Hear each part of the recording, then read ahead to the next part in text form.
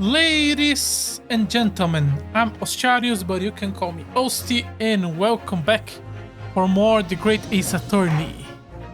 We are trying to save man, a rich man. We still don't have a lot of clues about the actual killer.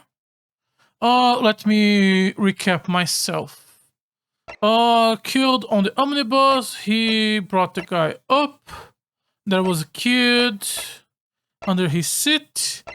There is a person who stabbed the man some. We still don't have a clue who it is. Right now we are investigating the girl who was under the bench. I still think is the Chief Justice. Lord Chief Justice. Absolute authority in judicial matters. I still think it's him, but it's too early to fight him. So I think there's gonna be something that's gonna break the case. I cannot think of anyone else, and we have not been introduced to anyone else. I just realized we didn't even get a cutscene for this case. Like, there were cutscenes of our protagonist getting into London and everything, but normally in Ace Attorney games, the first cutscene you see is the cutscene of the murder happening, so you can see who the killer is. And we didn't get anything in this one. I guess because they were trying to keep the charade of like, oh, what's the case is gonna be? A mystery case. At least that's what I can think of why not. And also because they want to keep the fact that it's probably Mr. Strongheart as a plot twist. Okay, we are going to start cross-examining the little girl. Counsel for the defense, begin your questioning of the witness, please. Yes, my lord. The whole balance of the charges shifted almost beyond recognition. The Reaper of the Bailey is at work, it would seem. Oh yeah, we just have a big shift on the jury's vote. What the girl saw. So, I snuck inside the carriage before they hook up the horses, just like always. But it was a right old waste of time. I got nothing to show for my troubles that night. I'll tell you, you can't see a blind thing in that hiding place. It's pitch in there. Then, after a while, I heard this loud bang. Nearly jumped out of my skin, I did, and the scream just came out. The loud bang was the victim falling to the floor. He was asleep and he woke up when he heard the scream. So in between, oh, we start playing. In between, knife to the chest, got up, run away. No one above or the rider noticed the person running away. She screams. No, he runs. Then the body falls to the floor. She screams. He wakes up and sees the body on the floor. That's a very small window for him to leave the carriage and run away. Because of that, this swell found me. He did help me get away, mind. Okay, let's start pressing everything. Hold it! Sorry if I'm repeating myself on last stream. It's just a new stream. It's good to recap to yourself the shit. So, you are already in the omnibus before it even set off on its run? Well, yeah, I mean, what's the point of spending your joy to make a few bob? That's a run idea, innit? I suppose she means there's no point in spending money to make money. It makes sense. Nah, you have to spend money to make money. Counsel, may I remind you that this girl is a petty thief? Kindly refrain from returning her tenants. Well, that does clear up the little mystery of the fares and all. 4 paying passengers at 5 pence apiece, making the 20 to which the cabinmen testify, and 1 little space grace riding for free. The right conch of a driver always goes for some grub before the last run. So that's when I slip into the carriage and get myself hidden under the seat. Nice and easy, right? But our hiding place is a storage compartment full of equipment for the coach, no?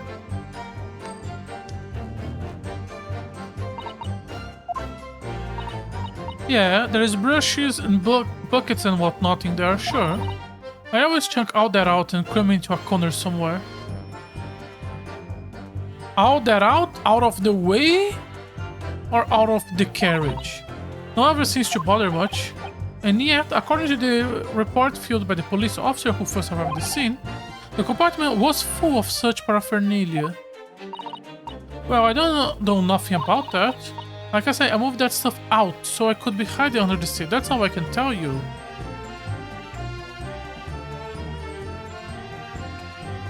This is really weird. First thought is 2 carriages, but no, that's no. I don't think she's lying yet. So, at what point someone would put things in...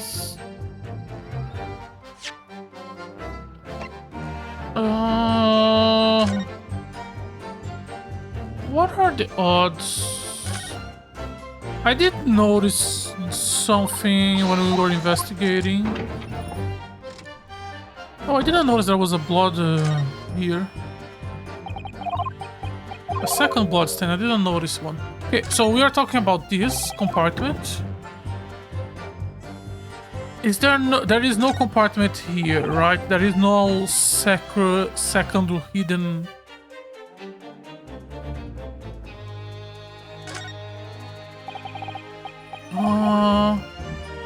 There is no...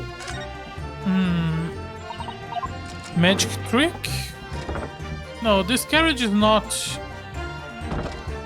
Doesn't have a hidden compartment under it or anything like that. I don't know. He could just be lying. Like I say, I moved all that stuff out so I could hide under the seat. That's all I can tell you. Since we reached the end of that line of inquiry, continue. It was right, all the waste of time, got nothing to show. Hold it! A waste of time? Why is that? Well, most nights I'm on my own in the God permit, at least some more. Well, most nights I'm on my own in the God permit, at least some of the time. I beg your pardon? Did you say God permit? Oh yes, well that what my kind call it. You say the omnibus, I suppose? The point is, in any normal run, the carriage ain't got no one in it for a while. And that's when you come out of your hiding place and get away. That's it, only that tonight, the cove was set on my seat from the start. And he didn't budge the whole way, did he? Not 1 inch, I was totally stuck. Did you mean to tell us that you were present in the carriage for the duration? You were under the seat the entire time while the events unfolded in the enclosed cabin? Yes. Right, mister? To be sure, I was as shocked as anyone. You don't expect to leave the cushion you have been sat on and find a child now, do you? So this means Lestrade couldn't possibly be the culprit. That we already know. Can't see a blind thing in the hidden place, it's pitch black in there. You couldn't see out of the cabin at all? Not a joint. Most days I push the cushion up to view me that and look out the crack. Then I can have a bucketer at who I'm gonna fiddle. I thought you were a pickpocket, not a butcher. I mean, I can have a look.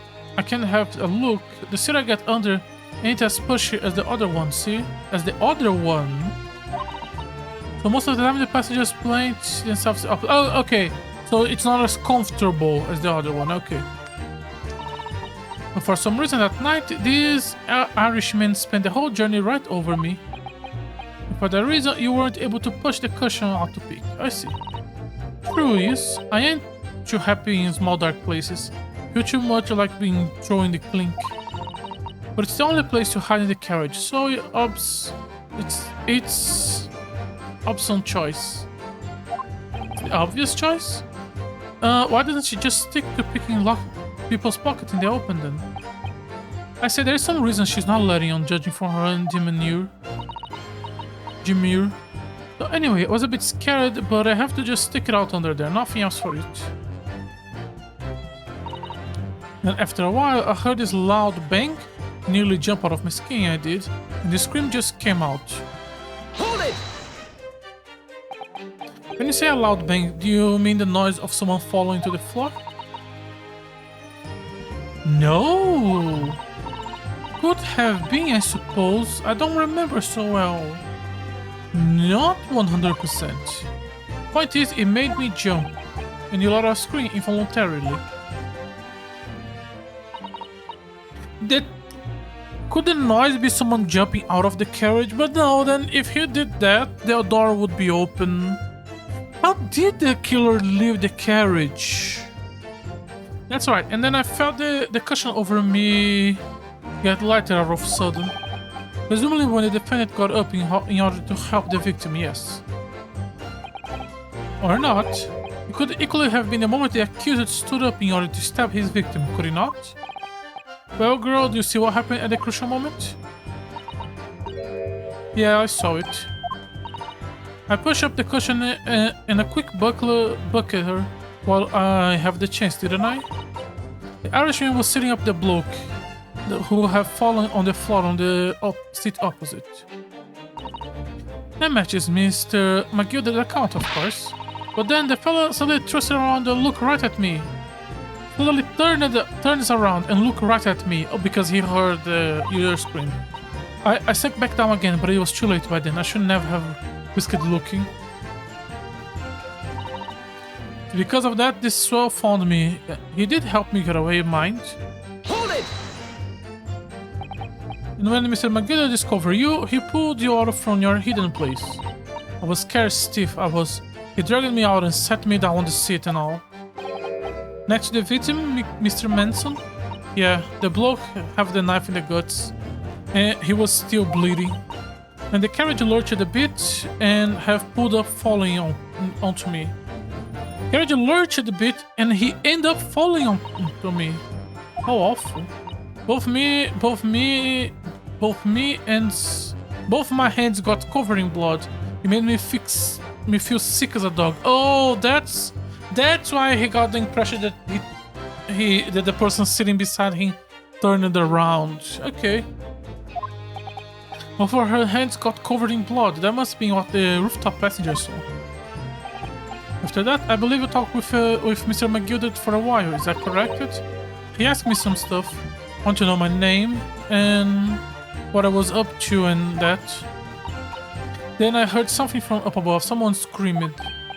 Yes, Mr. Forrest on the roof deck, one would presume. Well, I didn't want no one to see my face, so I didn't look up.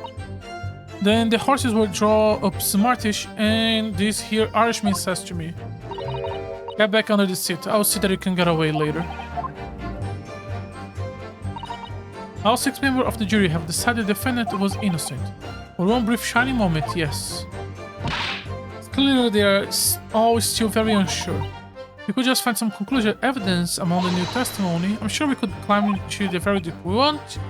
I have an niggling feeling something bothering me. So the thing that has been bothering him...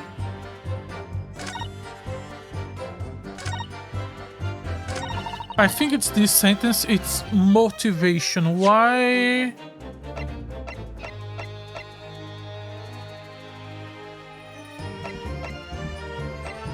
But nothing I have would point to a motivation.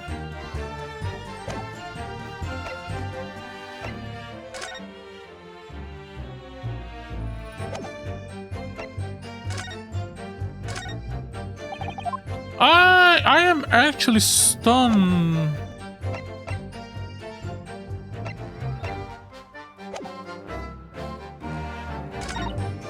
Look at the carriage before the horses. So you can see a blind thing that hidden place pitching there.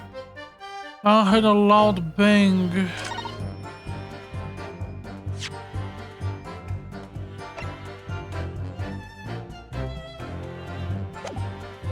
Could I ask her if the knife you have is a weapon of the crime or something?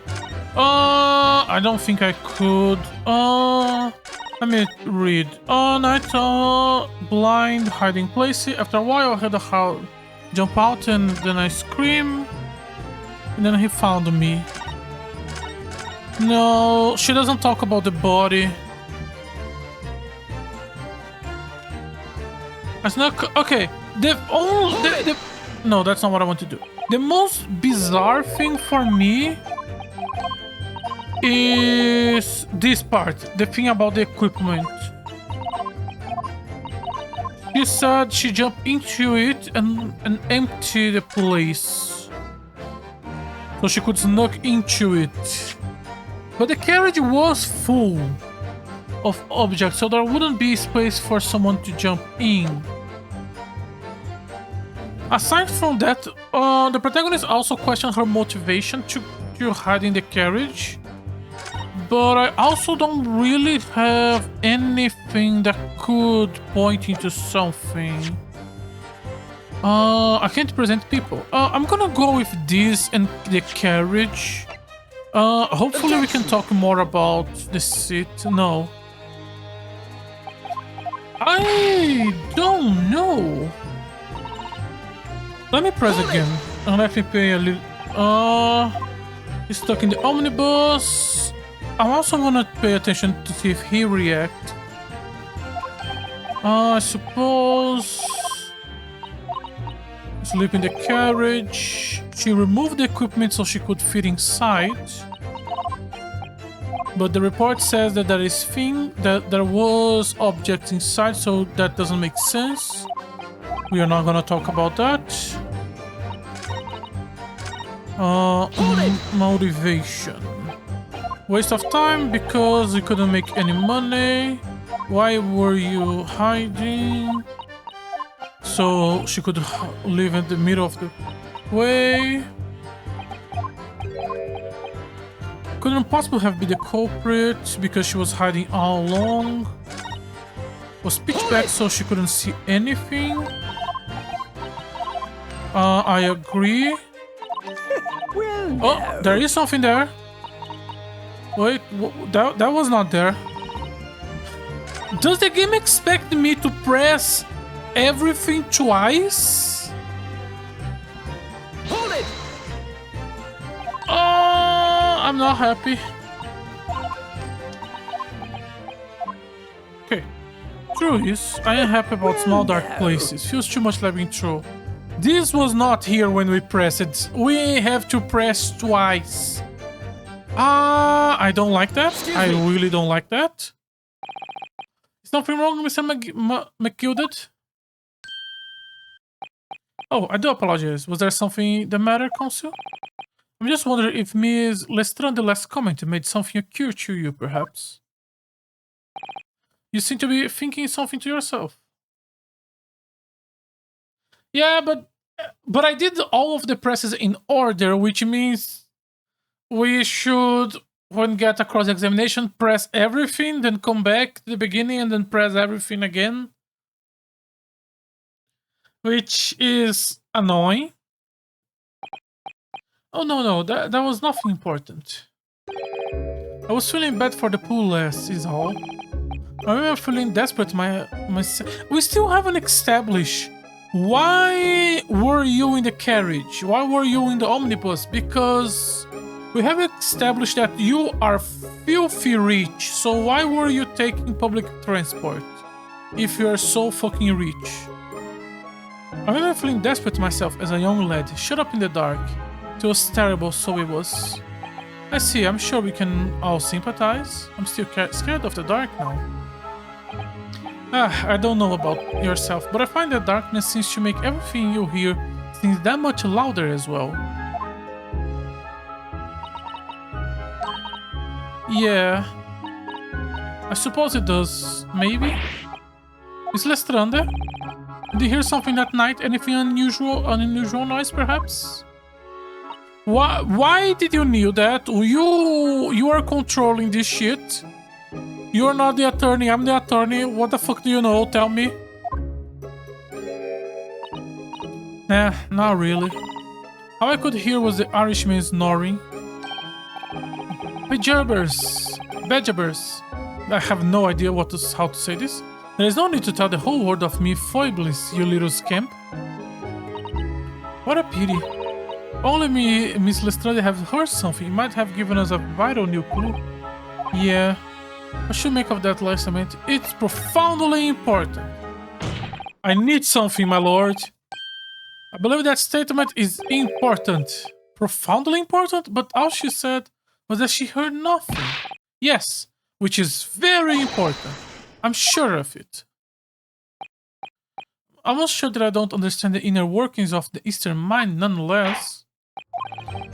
Supplement your formal testimony by repeating the last statement, please. Supplement? What you want about? Don't give me all that fancy talk. I know what you're trying to do, but it won't work on me. That's right, insult the judge. Always a good move.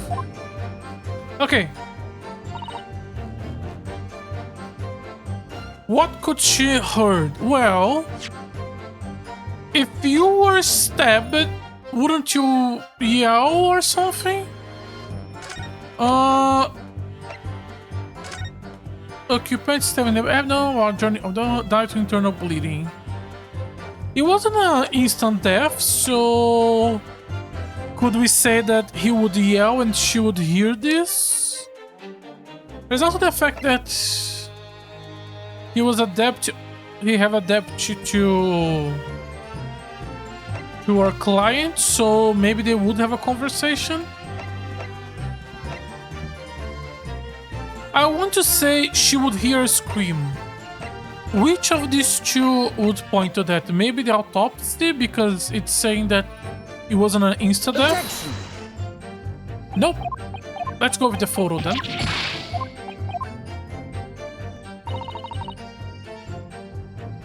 We could also press this. If the photo doesn't work... Objection! Okay, it doesn't work. So let's press this sentence itself and see... This game wants me to press a lot more than I was thinking it would. So, you were starting to hear what was happening the entire time? Since the moment you hide yourself? Not exactly, no. Sorry. Sorry? Well, there was no one in the cabin to start with. I could just push the cushion and have a butcher to see what was what.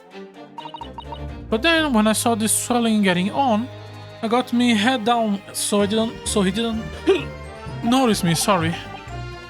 And Mr. McGildet sat on the seat under which you were hiding, correct? Yeah, would you add any of it?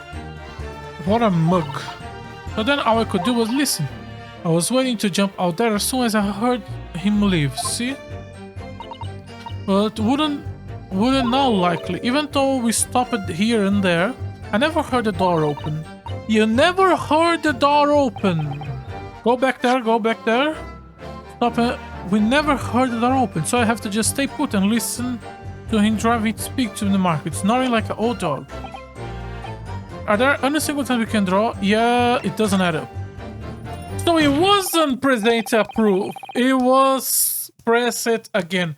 Okay, so always just keep pressing first before thinking. This game wants me to press a lot. Ms. Lestrade, what you have just told the court, clearly at odds with the fact. At odds? Are you sure, man? Absolutely. It seems my learned Nipponese friend is not as dull-witted as I fear. So Van Zix realized it too. 3-3. Counsel, I must insist that you bolster your claim with evidence, or some complicit party name at the very least. Yes, my lord. Expect to demonstrate there is a large contradiction to the court. According to this Ms. Lestrade, while she was hiding in the omnibus that night, you heard nothing but the sound of Mr. McGildet snoring. But think, Dionosuke, think. There's someone else you should have heard. Very well, allow me to elaborate. Well, the particular she should have heard is the sound of the victim getting into the bus. Thrice fired Mason. Yes, my lord. The sound that Miss Lestrade cannot have failed to hear is the victim, Mr. Mason, boarding the omnibus. That's a nice finger pointing.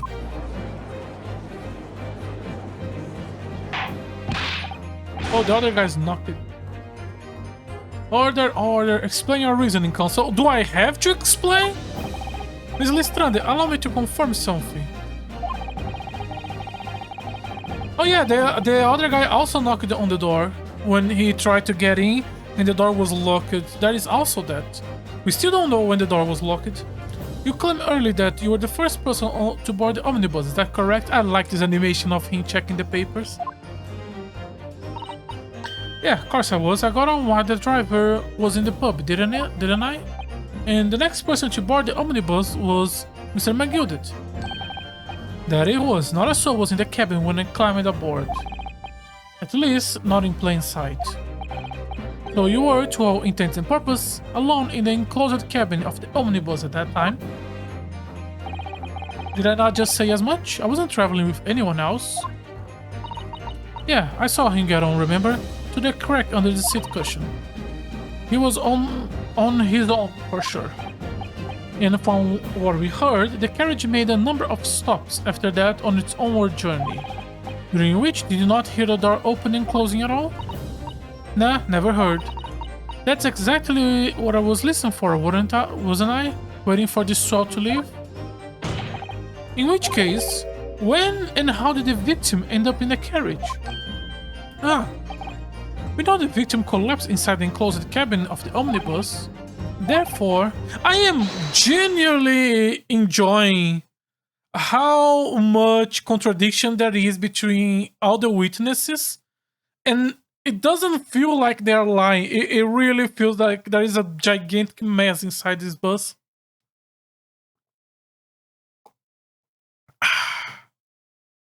Ms. Lestrande's statement about what she did or did not hear is at odds with the facts. Yes, this repetitive statement was clearly flawed. Are you just going to use this as ammunition to say everything she said is a lie and so she shouldn't be used as a witness to protect my client? You motherfucker. Lord Van Zix. Yes, he knew all too well that there was an inconsistency in her statement. It would seem words of thanks are in order for my learned friend. What are you talking about? She's on your side, dumbass. This witness and her colorful statement are entirely unreliable. Her words are convenient untruths, nothing more. He's dead, right? How could the victim possibly not have boarded the omnibus? That makes no sense whatsoever, and this girl is a pickpocket. Let's not forget that. Don't. God damn it.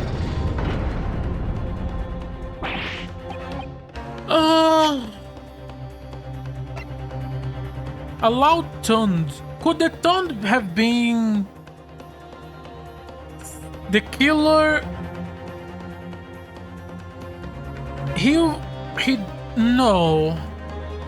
He died. I thought maybe he died outside, and then the killer opened the door, threw the body inside, and closed the door, and that was the third. But that wouldn't explain the locked doors, and we saw what they saw from above. They did saw at least someone who was using this vest with the missing button. They saw him, or at least they saw someone that looked like him was wearing his outfit, and it was closed. So much chaos inside. She said make stuff louder too. Yeah, but it's just to get to this point of the not hearing the doors.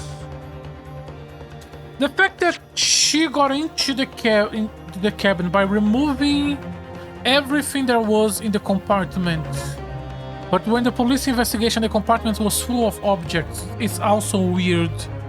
It couldn't have been two cabins. No, that's stupid. Because then there would be 100 more problems. And I already checked. There is no like secret door below or anything like that.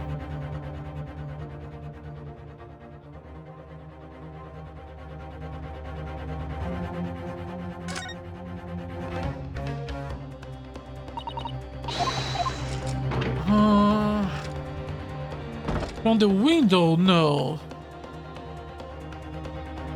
He sat down, she was inside, she did not hear a door. This is not a door. There is only a door on one side.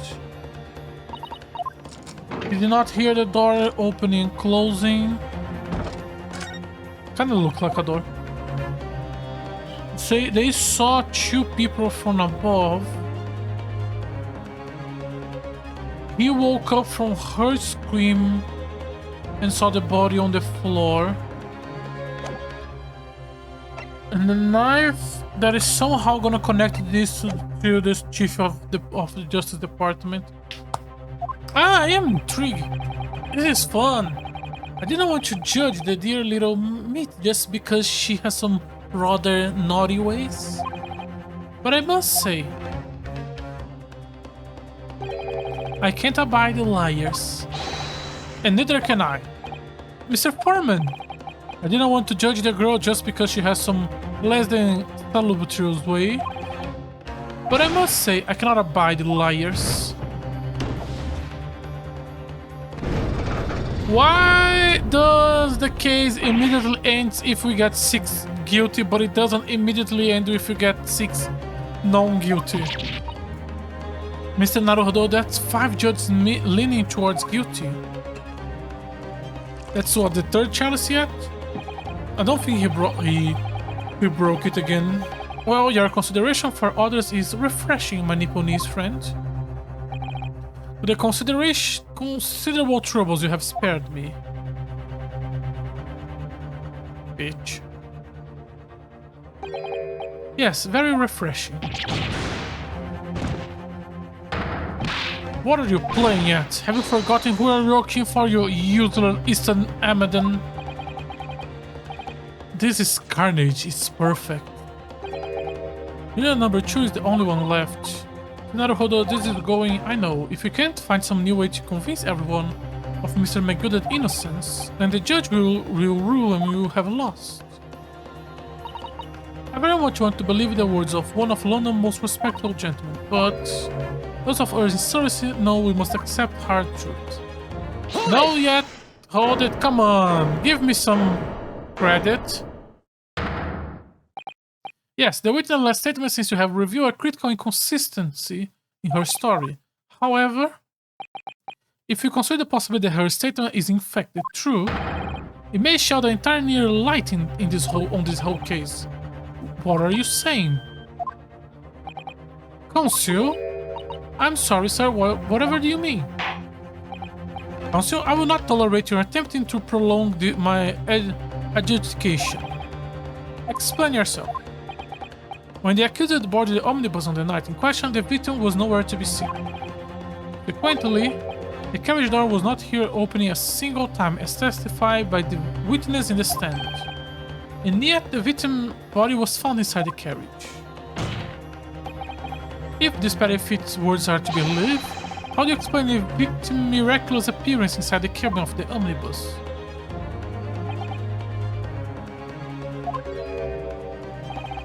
There's only one way to explain how the victim came to be inside. Okay, I could see all 3 of these. The 3rd one is the one that was thinking earlier. He was put there after he died. The problem is that doesn't fit the story of the 2 witnesses who were watching from above.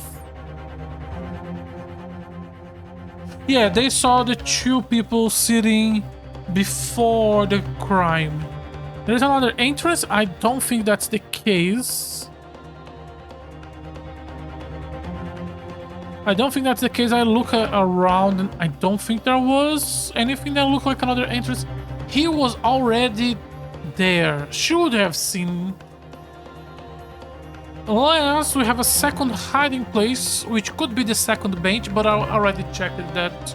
I'm gonna go with number 3, even though I don't think it's correct. Obviously, the victim must have already... Oh, the music didn't stop. Fuck. Objection! Tell me, my learned friend, what was the function of the obvious in your last sentence? Well said, Lord Vendict. The obvious is troubling me also. No, that's not the point. The point is the victim must have been moved into the carriage afterwards. Then answer me this. How could the cavalier have been placed inside the How could a cadaver have been placed inside a moving carriage? That's the point we are going with? Okay. I'm gonna have to reload. I do want to see what it looks like when you get a guilty. Guilty! Guilty. Guilty. Guilty. Guilty! Guilty. Nice.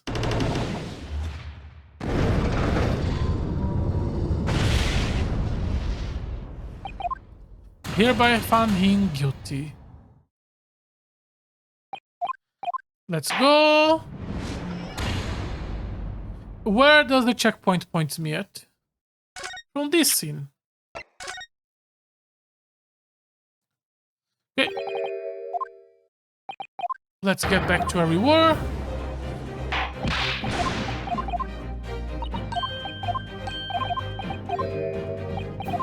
He was already there or a hidden entrance. I feel like any hidden entrance would make some sort of noise. And it doesn't make sense for a carriage to have a hidden entrance. So I kinda have to go if he was already in there. But where?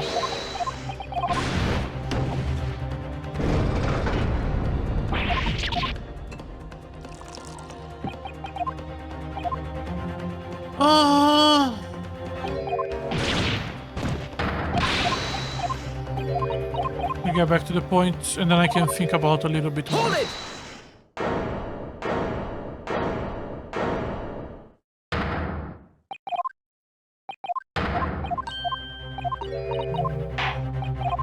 Blah blah blah blah blah blah blah. This fast forward is good, but I wish it was a little bit faster. He was already in there, or there is another entrance. Everything points to that. I don't think there's another entrance unless you're talking about the sky, but I feel like that's no. There is the windows. It really points me to he was already there, but where would he be? There is no hiding compartment inside the hiding compartment.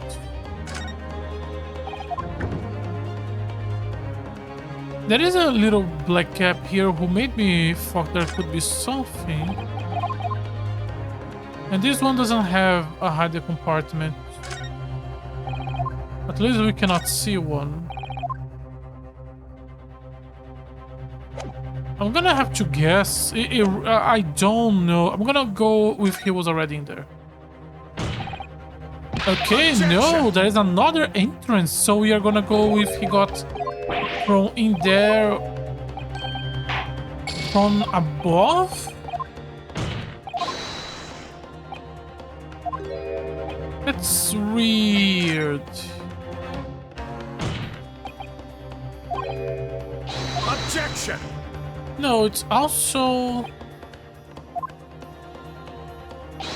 Behold, the omnibus is here for all to see. Only one side of the enclosed cabin is furnished with a door. The other has only windows. Fixed windows which cannot possibly open. In short, there is no entrance to the cabin other than the door.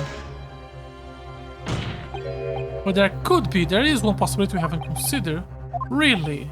Yes, the other one is another opening, the use of which allowed the victim to appear inside the enclosed cabin without making a sound.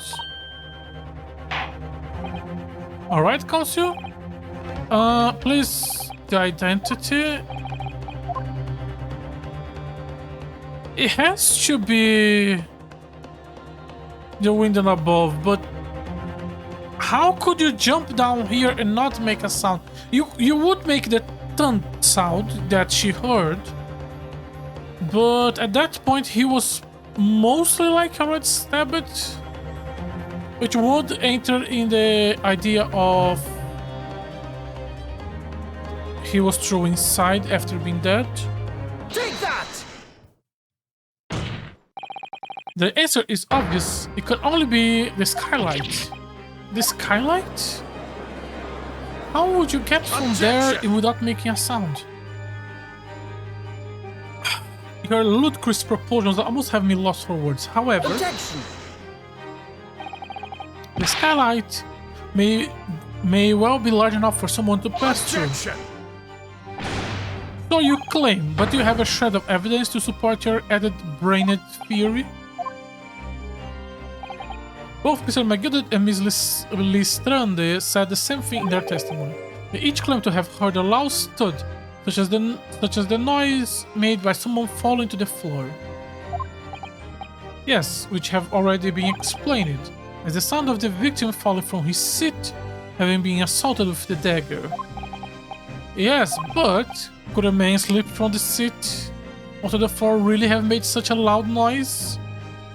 Are we gonna have to talk to the two guys who are sitting above again? A noise loud enough to cause Miss Listrande to let out an involuntary cry, in fact? Yeah, I could. Perhaps, in fact, there was a moment the cabin made his... That was the moment the victim made his entrance into the cabin. No, let me rephrase. The victim didn't enter the cabin as such. He fell into it. You are now suggesting the victim fell from the skyline to the cabin. That's simply impossible. How can you be sure? Because if the victim had fallen through the skyline, as you say, the person on the roof would have seen it. And yet, not one person have mentioned such event in their testimony. Well, yeah, but...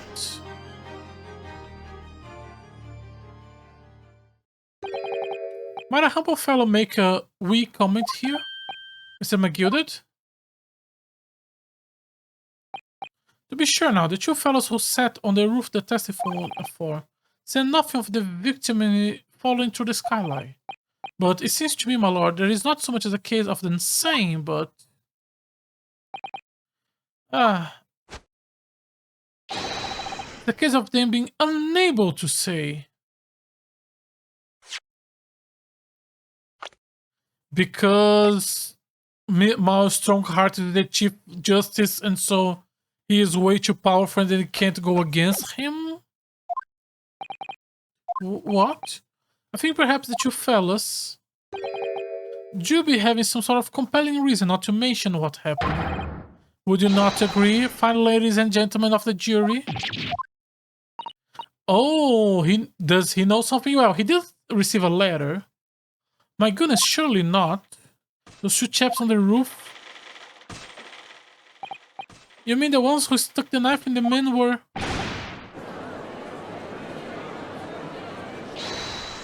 Hold it. Welcome back. Just what exactly are you insinuating here, you blinterer? You... did not expect the horse animation. You rooter, he said, you rooter. What are you insinuating?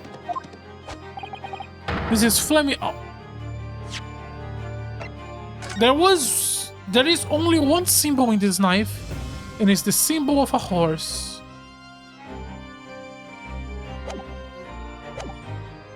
There's a Fleming outrage. I have a good mind to give you a blinker in a minute. He will give you a shiner in a minute, he said, and so will I. Mr. Fairplay, you are effectively accusing me, a city gentleman and well-respected banker, and me, a very angry hatter, suggesting that someone like me could have stabbed that man in the guts. It's a disgrace, it's scandalous, it's... I protest in the strongest possible terms. That's right, I protest too about you, you rotten scoundrel. I love him laughing. Does he also have a debt? Order, order, order. This is not the time, witnesses. I will not permit this wanton invasion of the stand. Return to the anteroom at once.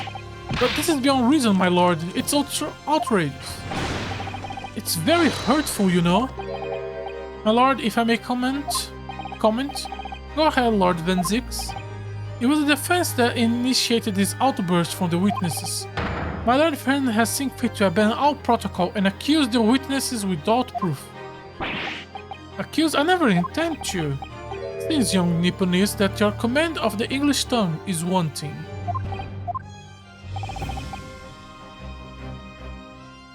If he paid and got up, wouldn't the rider know? You proposed to discord that the victim fell through the skylines from the roof deck of the omnibus. The hypothesis cannot possibly stand without the rooftop passengers being aware of the events. You have branded these gentlemen liars. You have intimidated their criminal guilt. Intimated their criminal guilt. In our British court of law, that is what is termed a baseless accusation. I know I was rash to push the idea forward without actual evidence, but you can't just dismiss it without a second thought. Right now, our standing theory was that the victim never got inside the carriage. He instead boarded above the carriage, and then the two witnesses who were above stabbed him, opened the skylight, and throw his body inside the carriage. And now we are accusing the two of them. And the prosecution is saying it's a baseless accusation. What are we wasting time for? Go get them to testify. I thought there was something fishy about that hat from the moment I had laid my eyes on the fella. I have to see this matter through now, one way or another. If there is a filth and rubbish in our midst, we must dispose of it. Testify. What happened? What is happening, Mr. Naruhodo? The spectator in the public gallery they are enjoying the show. They came here to see a man being sent to the gallows, and now they're getting double the trouble. Oh, they're really enjoying themselves. Mr. Fairplay and Mr. First. My lord, you will take the stand again and make another formal testimony. In reference to the indictment brought by the defense. Yes, my lord. I didn't come here for this. And he's just laughing. There is no time to think this through. All I can do now is keep pushing forward. So if we continue my initial theory, the theory that the killer is the Chief of Justice, he could have silenced the two of them using his authority. We were the only two people up that roof deck, dead or alive, I can swear to that. But I have to think through like a real lawyer, exactly. That's the Phoenix right way, just throw bullshit and see what sticks. If anything had happened where we were sitting, don't you think one of the other of us would have noticed? In any case, neither of us know the first thing about the victim. We have no reason to kill the man. The skyline was shut the entire time, I tell you. We couldn't possibly have opened it. Oh yeah, there was another thing. He has this bizarre horse animation, and the only mark we have on the knife is the mark of a horse. So that could point to something.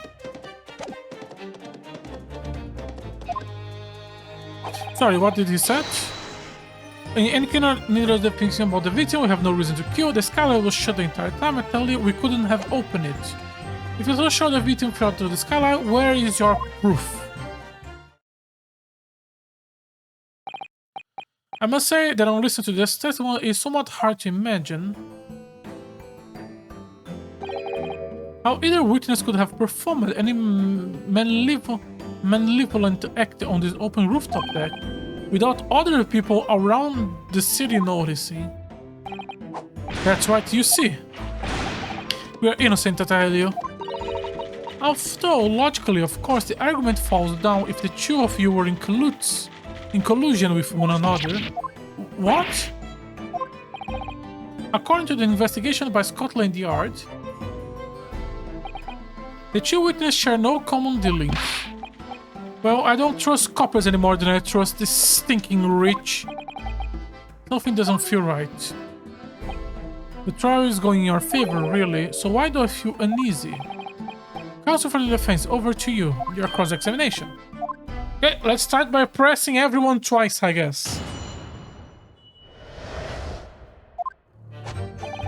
We were the only two people up that roof deck. Dead or alive, I can swear to that. Hold it!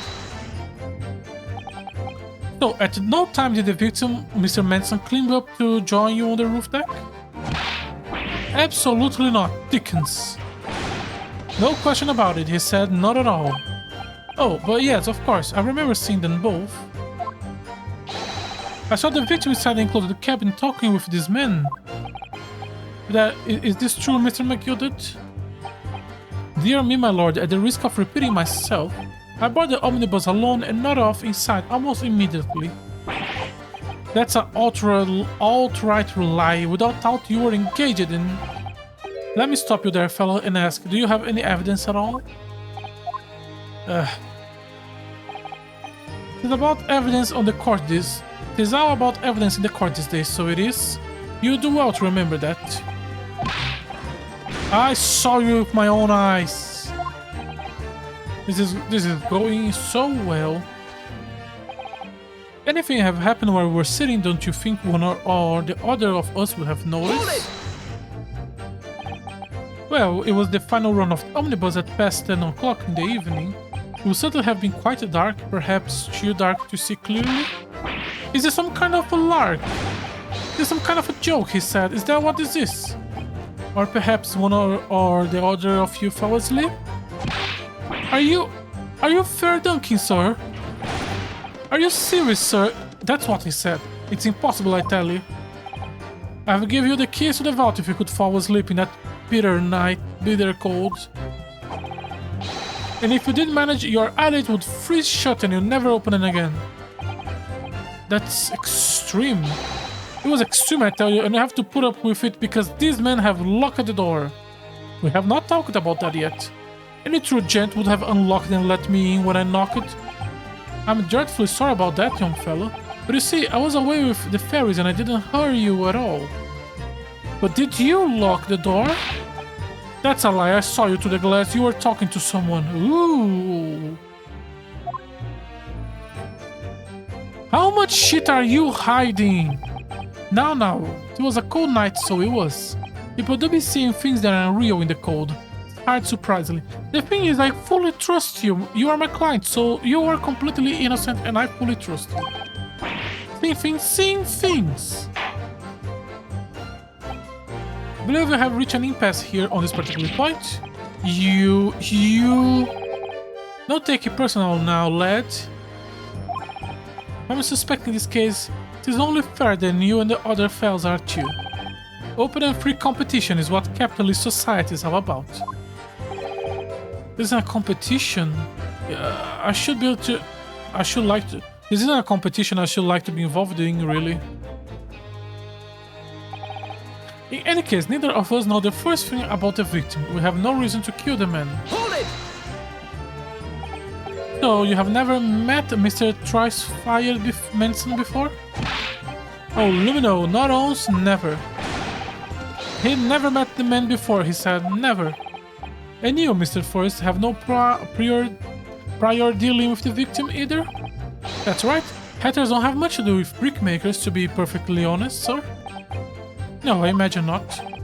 You see, how many different ways can I put this?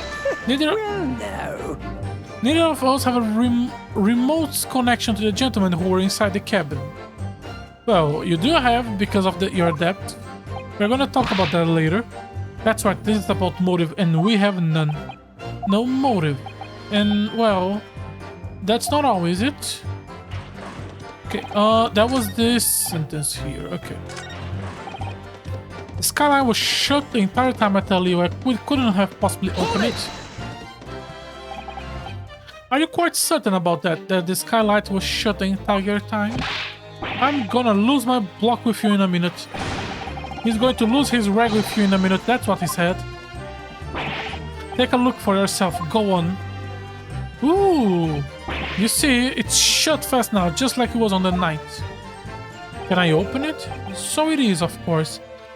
So it is. Of course, a fella size of Mr. Manson could likely break right through it, stiff and all. What? Just looking at the size of the thing, you understand.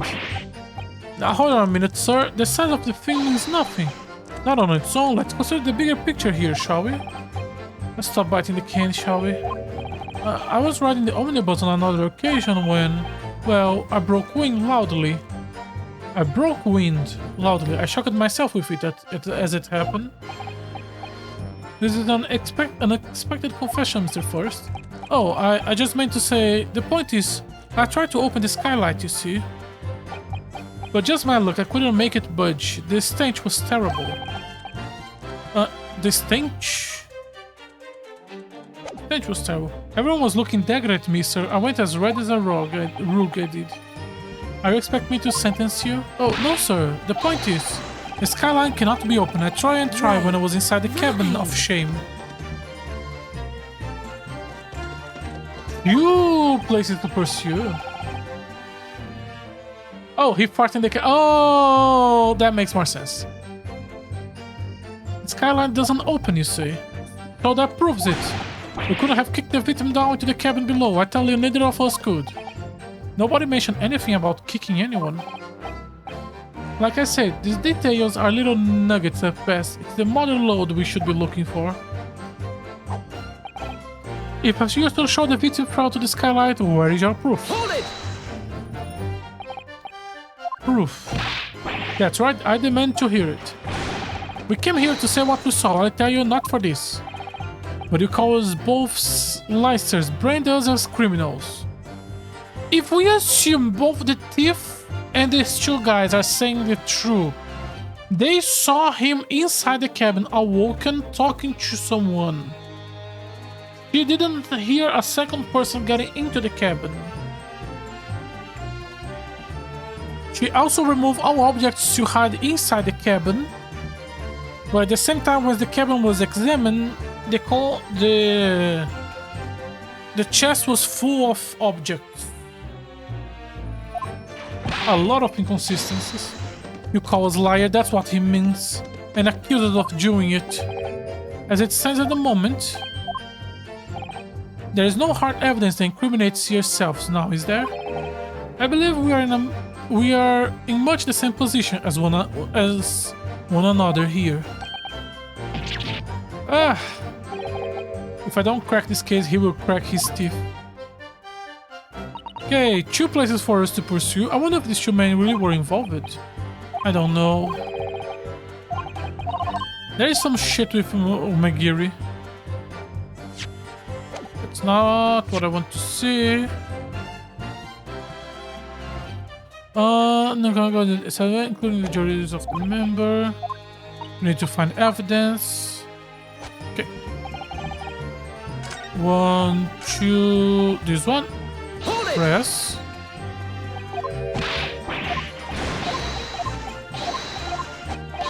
Well, no. Neither of us have the remotest connection to the gentleman. Do they now? Mr. McGilded? Yes, Counsel. What can I be doing for you? What can I be doing you for? Did the witness last statement give you pause for a thought somehow?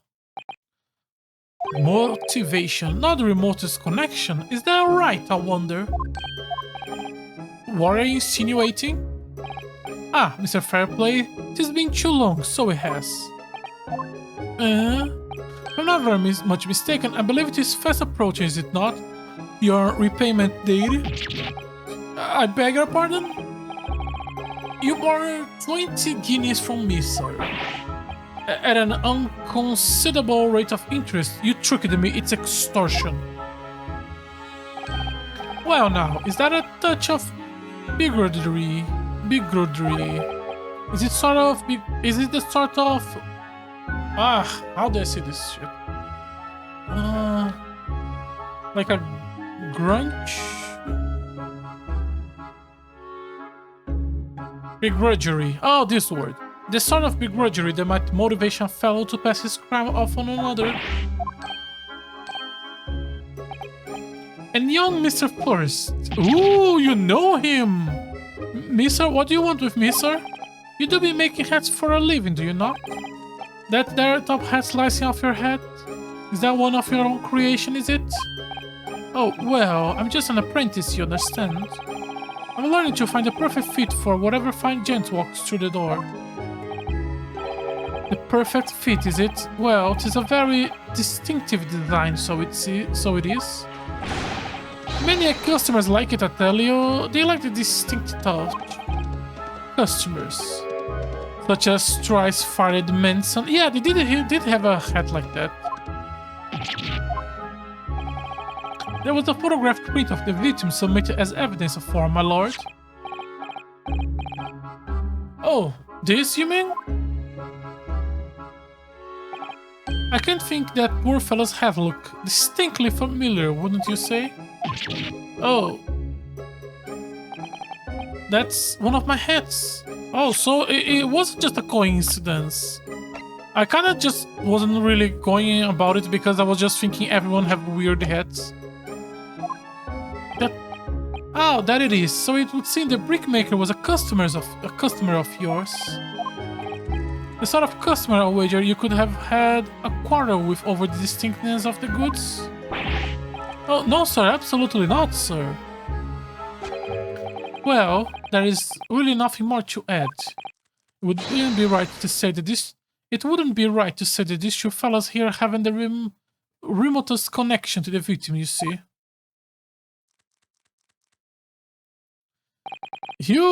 I rest my case. You are my assistant. I enjoy you. You little wrestle. He's better at this than I am. Gosh, Mr. McGill has certainly been true in his research, hasn't he? Please, don't let my little interruption hold up the proceeding. He's really says, like, okay, this guy is like leader of the mafia or something. This man controls the underworld. But he is so fun. Hold it! Like, if you tell me that he is the killer, I would absolutely believe it. If you told me that he has a hitman with him who is the killer, I would believe him. But I really want him to be the innocent. I really do. I'm really tunnel vision on Chief Justice being the killer. Are you certain? Okay, we are gonna go now with can you open the skyline? And our pickpockets lady reacted to it. Wait, that ain't... Look around. And then Excuse me. Excuse me. Do you have something to say about that, Miss Lestrade? Lestrade? Miss Lestrade? I love your design. It opens. Huh? The skyline. That's what you're talking about, right?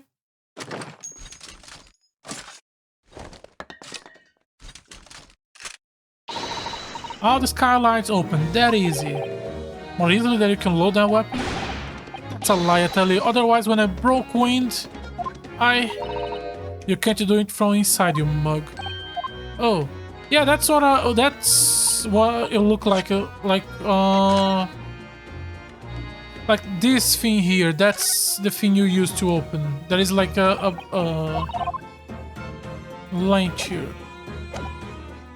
Look, a few weeks ago, I was up on the roof deck of one of the dregs. And I have a great haul on me. I have purses coming out of my ears. Miss Lestrade, that is not the forum to be eulogizing on the subject of your criminal activities. Well, anyway, I have a bit of a scare. When I lifted the last bloke's purse, he got wiser to me. All four of them surrounded me, so I couldn't off the buzz and leg it. So what I did was I used the skylight. I opened the catch and jumped right through. What? Yeah, the cabin for the skylight is on the top side. That's why you can't open from the cabin. The skylight opens from the roof deck? Bailiff? Climb on top of that omnibus and verify. Click. There we go. Oh, it's... Oh, my hat. See? Order, order. So it appears that this street girl's statement is quite true. I don't believe it. The skylight opens in front of the roof deck. Naruhodo, this could be the clue we're looking for. Well, counsel for the defense, please continue with your cross-examination. Yes. So it opens. Perhaps I should investigate for myself. Okay. So...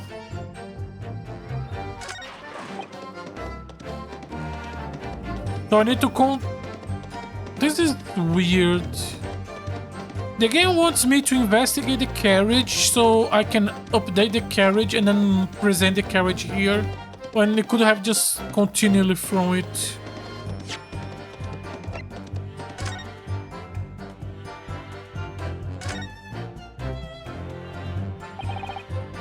Should be 4, but now it opens.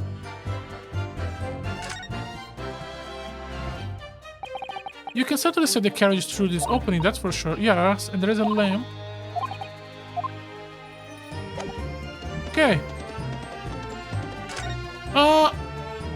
It's open now. Do I have to investigate more things? Because it didn't update the description.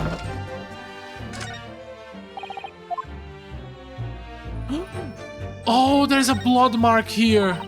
Oh shit, there is blood. It does open wide enough to kick someone. Like, look at this. Without question, that's blood. Why would there be a blood stain here? Surely it can't be unrelated. Nice, I did not expect to see a blood stain.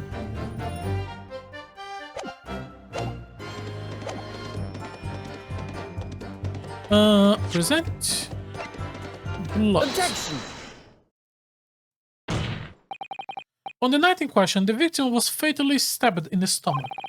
In a minute afterwards, the victim's body was pushed through the skylight in the cabin below.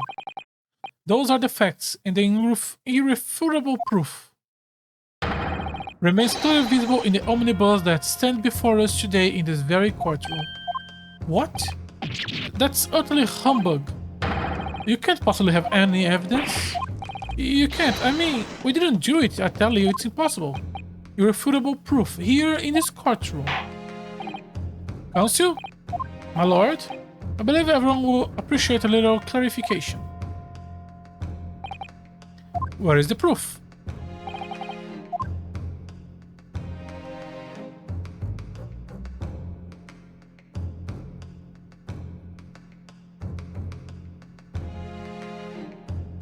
His stomach was pointing that side. Huh. Oh. Wrong button. Present. By Jupiter, is that blood? This blood stain proves two things. Firstly, when the incident occurred, the skylight of the omnibus was open. What? And secondly, the victim was already bleeding when he fell through the opening. Oh my. And so it follows that Mr. McGilded, who was inside the enclosed cabin himself at the time, cannot possibly be guilty. No! Oh, this case is fun! Order! Hold it! But the blood could have spray up there when the fellow was stabbed inside the cabin. And only found its way to that one particular spot on the skylight? Sure, that would have been very convenient. And let's keep in mind that the skylight catch can only be unfastened from the roof deck. I myself wouldn't have been able to open it now, would I?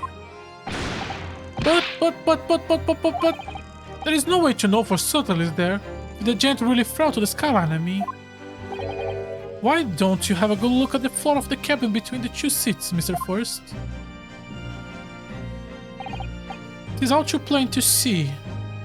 It's all too plain if you see. There's the aftermatch that shows the poor fellow dropped a fair height right there, so it is. What? No. But it can't be, it's all lies. My fellow jury members, I think we can all agree that this is clear proof of defendant's innocence, can't we? I believe we can. Yes, sir. It's clear to me now where the filthy rubbish can be found in this courtroom. So, they thought they could pull the wool over my eyes, did they? I won't tolerate any of the guild's carriages being sullied with blood. I won't tolerate it. Oh, I always knew the nice gentleman who gave us the delightful park couldn't have done such a thing. He is still a motherfucker, lady. On three then, everyone. 1, 2, 3. Objection!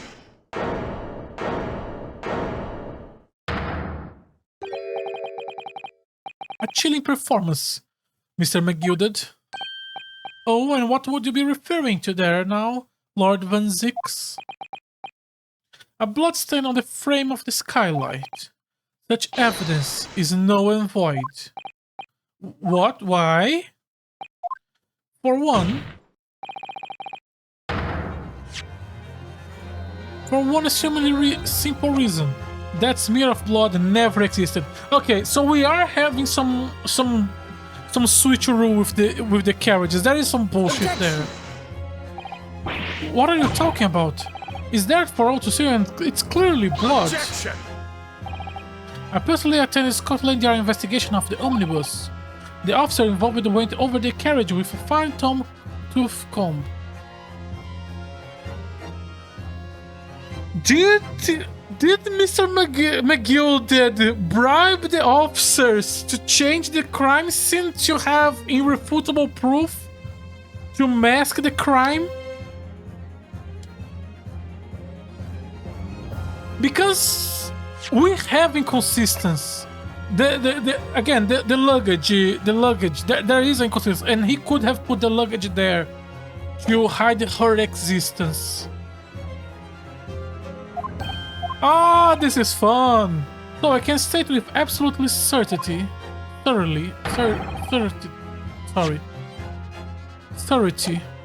no such smear of blood exists in the carriage. At least not until this trial begins. But are you suggesting, Lord Van Zix, that this stain of blood was fabricated, my lord? Yes, and while this court has been in session. What?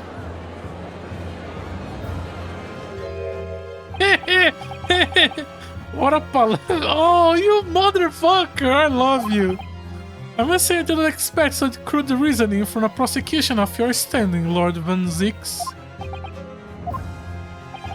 But I'm Magnus McGilded, a fellow known all over the capital for his fine contribution to public life. I don't take kindly to slander, and I will fight it to the bitter end. Even if it's rolling off the tongue of the Ripper of the Bailey. Mr. McGilded, I realize that this is your first appearance in court as the accused. However, I'm well aware of your involvement behind the scenes in great many affairs of dubious nature. The dude is guilty. Okay, there is the blood of like at least 20 people, and pretty much every single crime in the city has like a percentage in his pockets.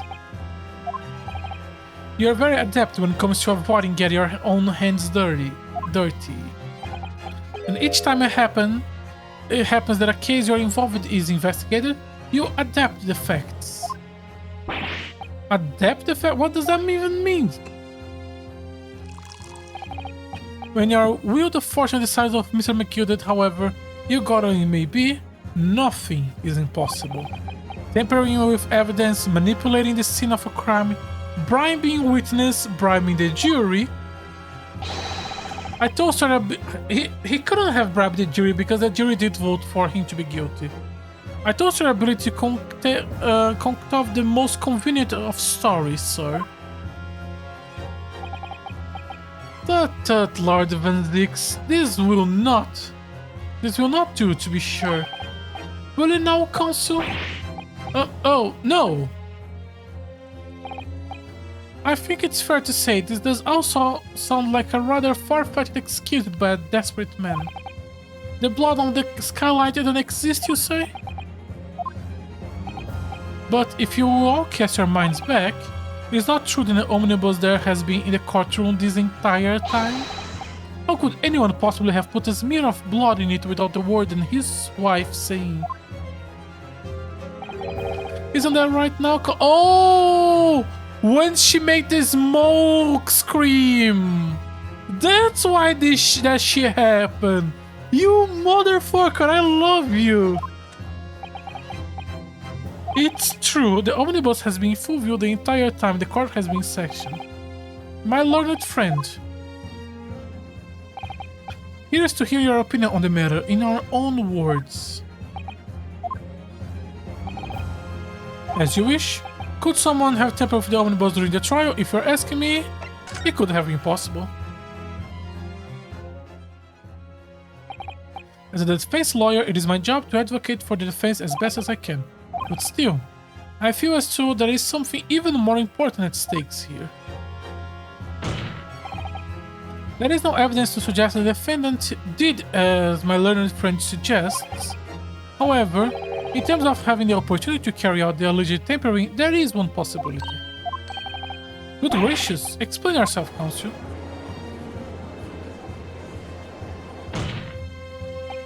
Yes, there is. Since my learned Nipponese friend has no intention of running from this deceit, I'm sure everyone still remembers clearly the recess we were forced to take, as a result of a smoke grenade fired by the witness currently in the stand, Miss Gina Lestrade. How much of this trial did you all orchestrated?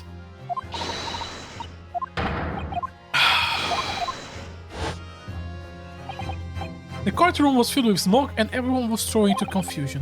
Our force was made to leave this chamber.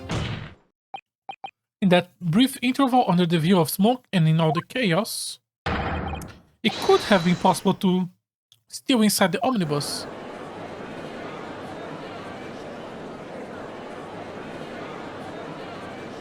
Was she not in the bus the entire time? Are you wise? What are you trying to pull, you rotten, reckless Golger? Reckless Golger? You're supposed to be defending me. It's a wicked plot. It's a plot to undermine me, so it is. Whatever you think this is, it changed nothing. The facts are the same. After the courtroom was evacuated earlier as a result of the smoke grenade, a number of inconsistencies materialized in relation to the omnibus. Inconsistencies such as... To start with, the storage compartment underneath the rear passenger seat, where the police investigated the omnibus, this compartment was full of driver's items. Secondly, we have the smear of blood on the edge of the skylight. As I have said, that was not present at the start of the trial this morning.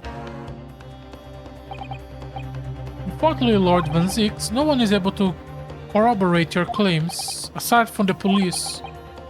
Which, I guess we are not caring about the word of the police in this trial. When the omnibus was first wheeled out, both the storage compartment and skylight were shut. Accordingly, I'm afraid to say we cannot establish with any certainty if this evidence is a result of tampering or not. Indeed, my lord, no doubt there was not a single person who saw fit to verify such things. What do you think? Sorry. Sorry?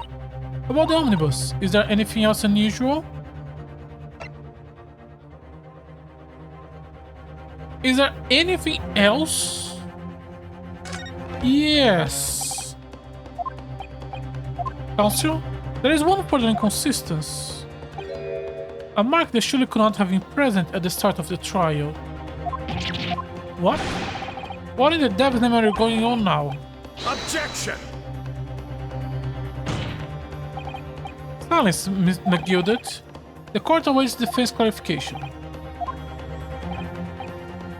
These trials keep swimming one way one way and then the other. I have no idea what's the true and what's deception. What am I supposed to believe? The blood on the ground, yeah. When we investigated yesterday, there was no blood on the ground. When I saw the blood today, I was like, holy shit, how did I not notice that before? There was no blood on the ground.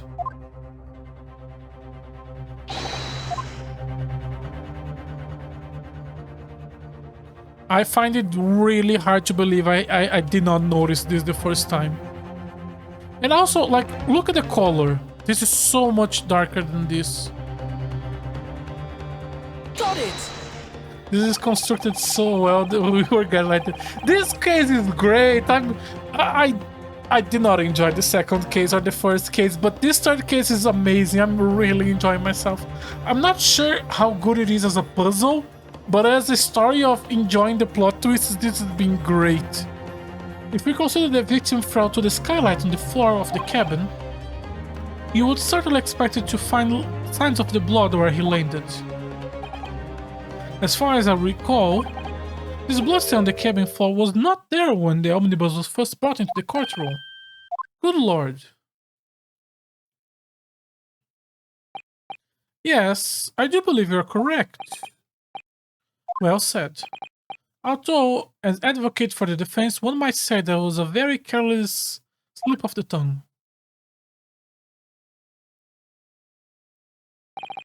I believe that bloodstain on the floor is a decisive piece of evidence. But if the question is whenever that evidence is genuine or whenever it was unlawfully fabricated by someone, I feel compelled to admit there is at least a possibility that the evidence is fake.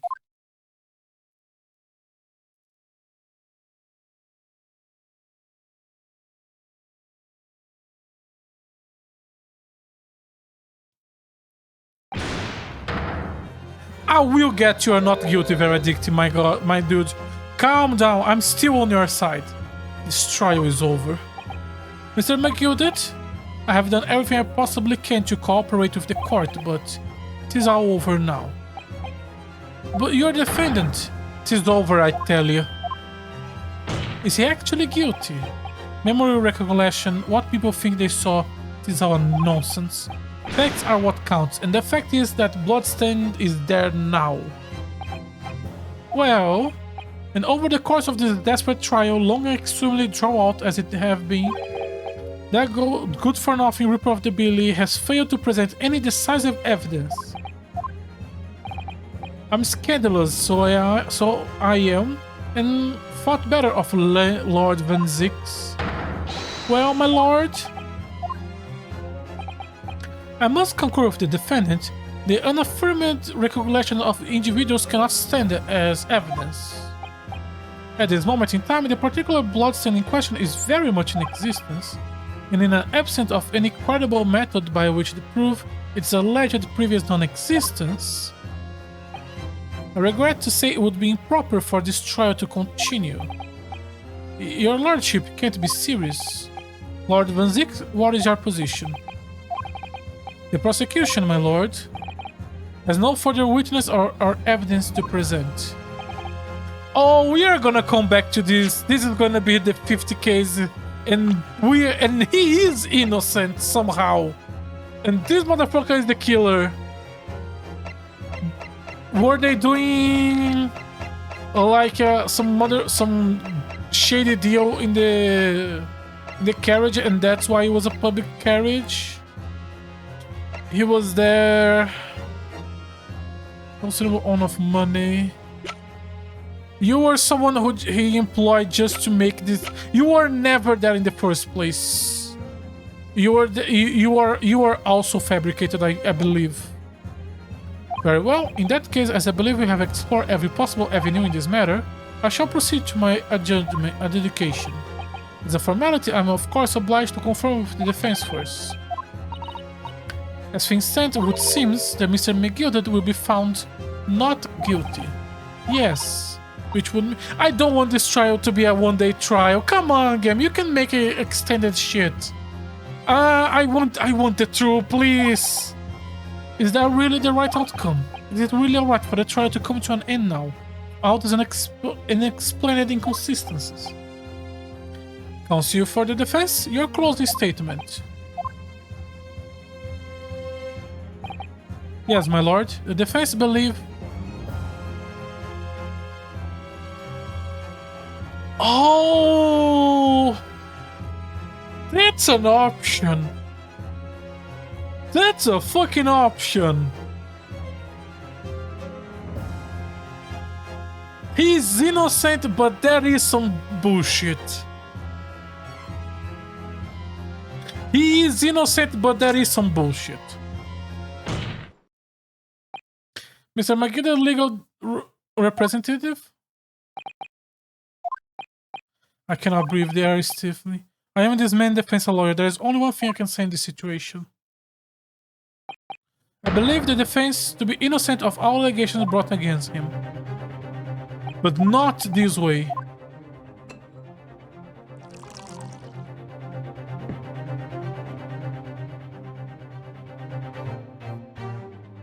How are you gonna break this one? Here to you, my Nipponese friend, and the most abject closing I have yet to hear in a court of law.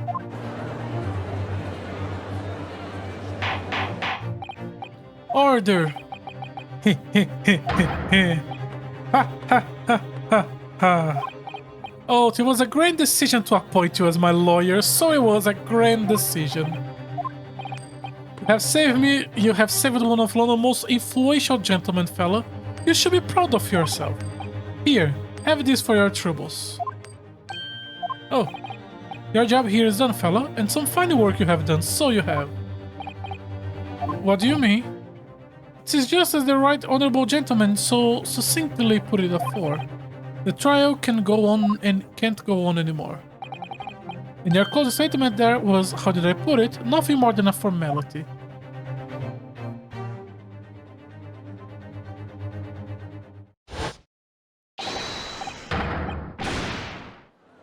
Ha ha ha. I really don't know what to make of all this. Was the evidence we seen genuine or was it fake? Your lordship would be fuming. Any unsigned rubbish should be disposed. The stinky rich are always guilty of something, you mark my words. I feel terribly ashamed that I ever doubted that lovely man. Now the proceedings have unfolded in this way. I'm compelled to declare a premature end to this trial. Furthermore, the court must accept the defendant's plea.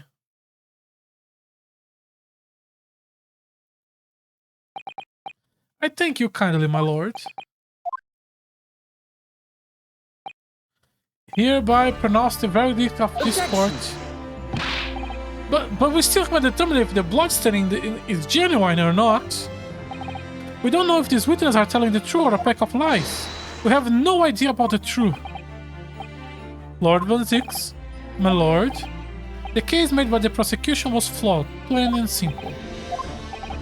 If indeed the omnibus present as evidence was tampered with, the prosecution is at fault for allowing such a disgraceful perversion of justice to take place. My sincere apologies, my lord. But wait!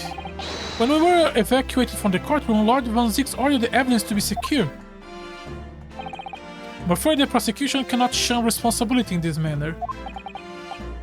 That's unfair. The culprit of the defenses has not... The culpability of the defendant has not at the present time been established by this court.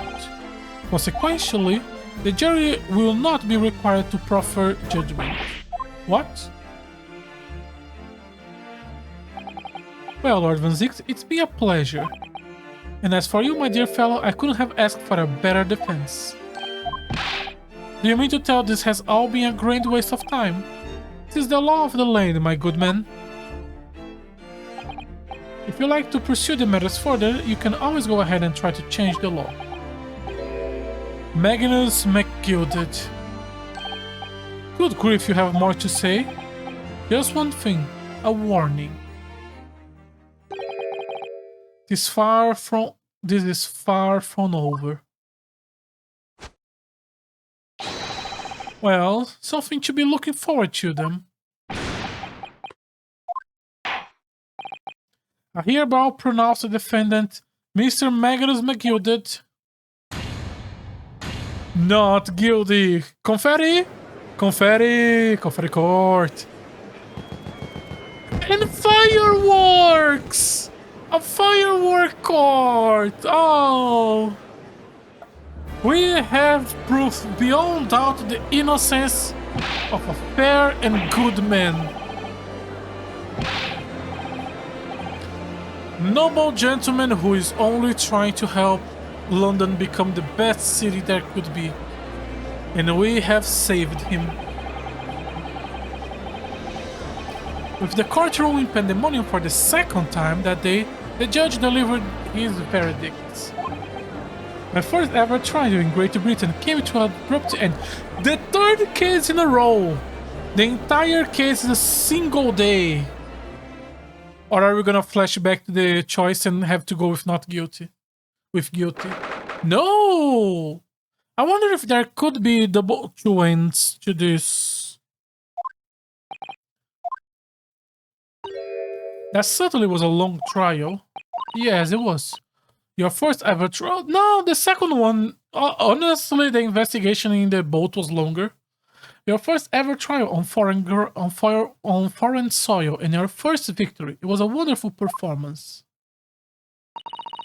My heartfelt congratulations. And to you, Mr. Zato, thank you for your assistance. I suppose we should be happy. The trouble is we're still completely in the dark about what actually happened. Well, we didn't have enough time, but isn't it wrong? I mean, who was actually responsible for Mr. Manson's death? Since phone very long.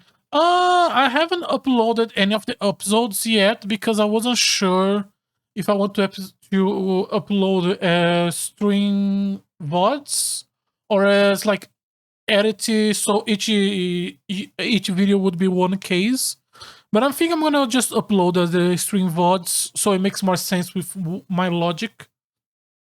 But I should start uploading them tomorrow. I should have already done the most of them, but I didn't. So sorry about that. The sole aim of the defense is to obtain a verdict that exonerates the defendant. You carry out your duty to perfection. You were pretty much not here for this case. Yeah, that you did. Hello, I am your sponsor for the rest of your stay in London. Everything you need, young boy, it's paid for. And this girl is with him too. He was never in the carriage. Well, it seems the stories are true. Oh, what stories? About the 6 enormous fireworks they do be letting off when there's a verdict of not guilty. Why do we have fireworks out on the courtroom? They learned that the Japanese use confetti and they thought, oh, we have to be bigger. I'm sure you see. I'm sure you must have seen them now. Spectacular, wouldn't you say? Yes, definitely. I heard it was a sight to behold. To be sure it was. And I have to thank you, I suppose, for having the opportunity to see it. Ha ha ha ha ha. Oh, I don't know about that. I'm not sure I really did anything. What on earth are you saying, fella? How did I walk out of there a free man then? I don't think it was so much thanks to me as down to your plenty. He orchestrated the entire shit. You're a straight-talking fella, aren't you? I must say you have me astray in the head there once or twice. But you're young and headstrong. It is water under the bridge. Congratulations, Mr. McGilded, on having your name cleared. But nothing is resolved. There's only one thing that matters to me. Yeah, that's what I'm thinking. I think the killer was the Chief of Justice. They were doing a shade deal inside the carriage. He was also there, and Strongheart killed him for some reason, no fucking clue why. And this entire shit was fabricated by the two of them.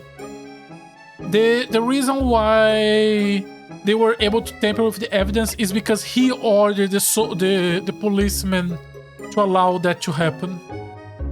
It's these two doing some shit together. I don't know if he was the one who stabbed him. I do think Strongheart's the one who did the stabbing, but I don't think it matters. And also, I want to believe that this is a good gentleman who just wants to do the best for the city. They have all seen that I didn't do that audacious and abandoned deed. This Granger is not? I suppose it is. Now, the fine fellows of Scotland Yard can take matters in hand and sort out all the wee details.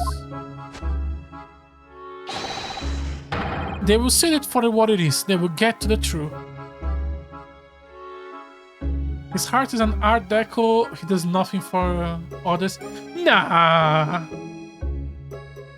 This man helps people all day. This man would save anyone and die in the process. The other thing I'm looking forward to seeing is because probably the big case of the game is something we talked with the Justice Department. There's gonna be a big festival exhibition in London at the end of the week, or like next week, and that's probably gonna be the big case of the game. I have absolute faith in them, so I have. After all, I do be providing a good number of their wages with all the taxes I pay. Wah, ha, ha, ha, ha. It's not that funny. So then, as we agree beforehand, 1,000 guineas for your troubles, fellow. Oh no, I couldn't possibly accept that much. Oh, but you will. You're a humble people, are you? You from the east? Good times when the filthy rich pay taxes. This man has a public library that he built, and he donated an entire park for the people. This is a good, honest man. Well, if you insist. But have this, still, and all, you deserve a reward. Mr. Magnus McGilded, everything is ready, sir. If you'd like to follow me to the courtroom. To the courtroom. What is this, officer? The sooner than I was led to believe. I hope it's not inconvenient, sir. There were some changes to the schedule. Well, I must be making tracks now. It's time for the inspection. Sorry, what inspection? They're going to examine the omnibus again, so I'm told. I asked if I could present for it myself. Can I also be there? They are gonna examine it again now? Naturally, I'm under no obligation to take part in any more of this matter now. But as an upstanding member of London society, I do be doing my best to help where I can. You are a good person. It is a gentleman's duty. And you are a gentleman. So then, fare thee well. It was an absolute pleasure to meet you. The pleasure was all mine. I hope you have a way of a time while you're studying here in Great Britain. Donates public libraries, donates parks, pay his taxes, always helping the people. That's the good rich man. And there he goes, a free man, as he deserves. Hello, too. I forgot she was here. Oh yeah, you stole Sherlock gun. Don't move. Whenever I want to say get a move on, she really does take forever to load that thing. Miss Lestrade, would you mind putting that thing down? You're a grow-up. Sorry? And I hate grow-ups. Ah, there you are. Who the fuck are you? Hello, little girl. Who the fuck are you? Naughty, naughty, running off like, what the fuck is this music? Is this some kind of picnic? Who is this little girl? And taking that with you as well. I was looking forward to the trial run of my experimental smoke grenade launcher. Oh, you made this shit. Oh, you're the dwarf blacksmith of the game. Okay. Oh, you have a bigger one. You wanna play? You won't beat me. Excuse me, but who are you? Oh, good day to you. Well, I'm the inventor, I suppose, of that machine. The inventor? Well, Normal smoke grenades are those, don't you agree? White and more white. If you have to be shrouded in smoke, it could at least be a pretty color, I thought to myself. Do we have to be shrouded in smoke? I just took my eyes off it for a moment while I was changing onto a different omnibus. And she pinched it. Luckily, I fit it with a telegraphic beacon. You have a telegraphic GPS. Okay. A tele what now? Anyway, you're coming with me now. Back to my laboratory. What for? To apologize, of course, silly, to my technician. Oh, you mean say sorry? You must say sorry when you have done something wrong. Surely an adult has told you that before. An adult? I don't listen to adults. Come along then, follow me. Fine, have it your way. Oh good. You see, I knew you wanted to do the right thing in the end. I'm fairly sure that she wanted not to get shot by that massive gun. Who the fuck are you? Are you the person who is gonna give me investigation tools for me or to Sherlock so we can have gimmicks during investigation? In the last few Ace Attorneys, there is an inventor that helps us with like fingerprints and other shit to investigate scenes. So I guess you're gonna be the inventor of the game. I was thinking Sherlock was gonna be the investigator and I was gonna be the courtman. Sorry about that. It was a lively one. Well, do you think perhaps we ought to be on our way now? Yes, you're right, but... why aren't you? Oh, we haven't found a place to stay. No sooner have we arrived in London than we have to rush here. You could get your 1,000 guineas and go talk to the minister.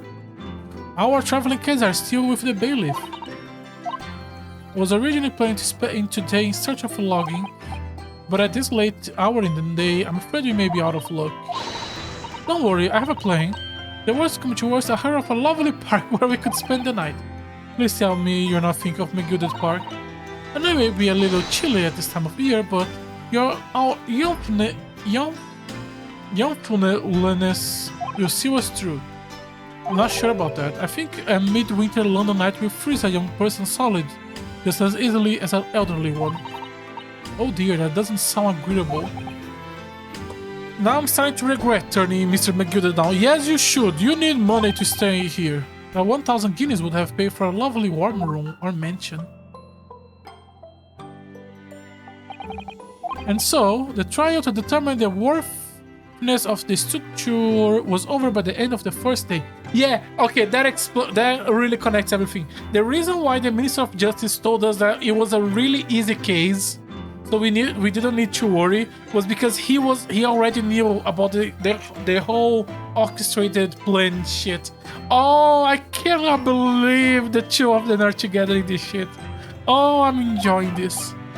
However, as we were soon to learn, there was more trying times ahead. Just as the Reaper of the Bailey had warned it, the case was far from over.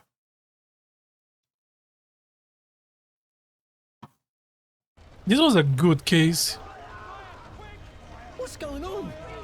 Oh, did they burn the carriage? They burned the carriage to hide the proof. How did this happen? You motherfucker. By the time I got here, it was already engulfed. No one was supposed to be allowed in here. Motherfucker.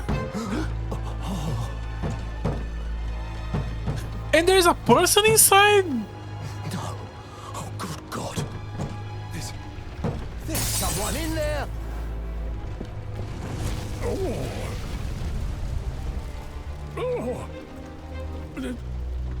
This can't be. Okay, so it wasn't you inside.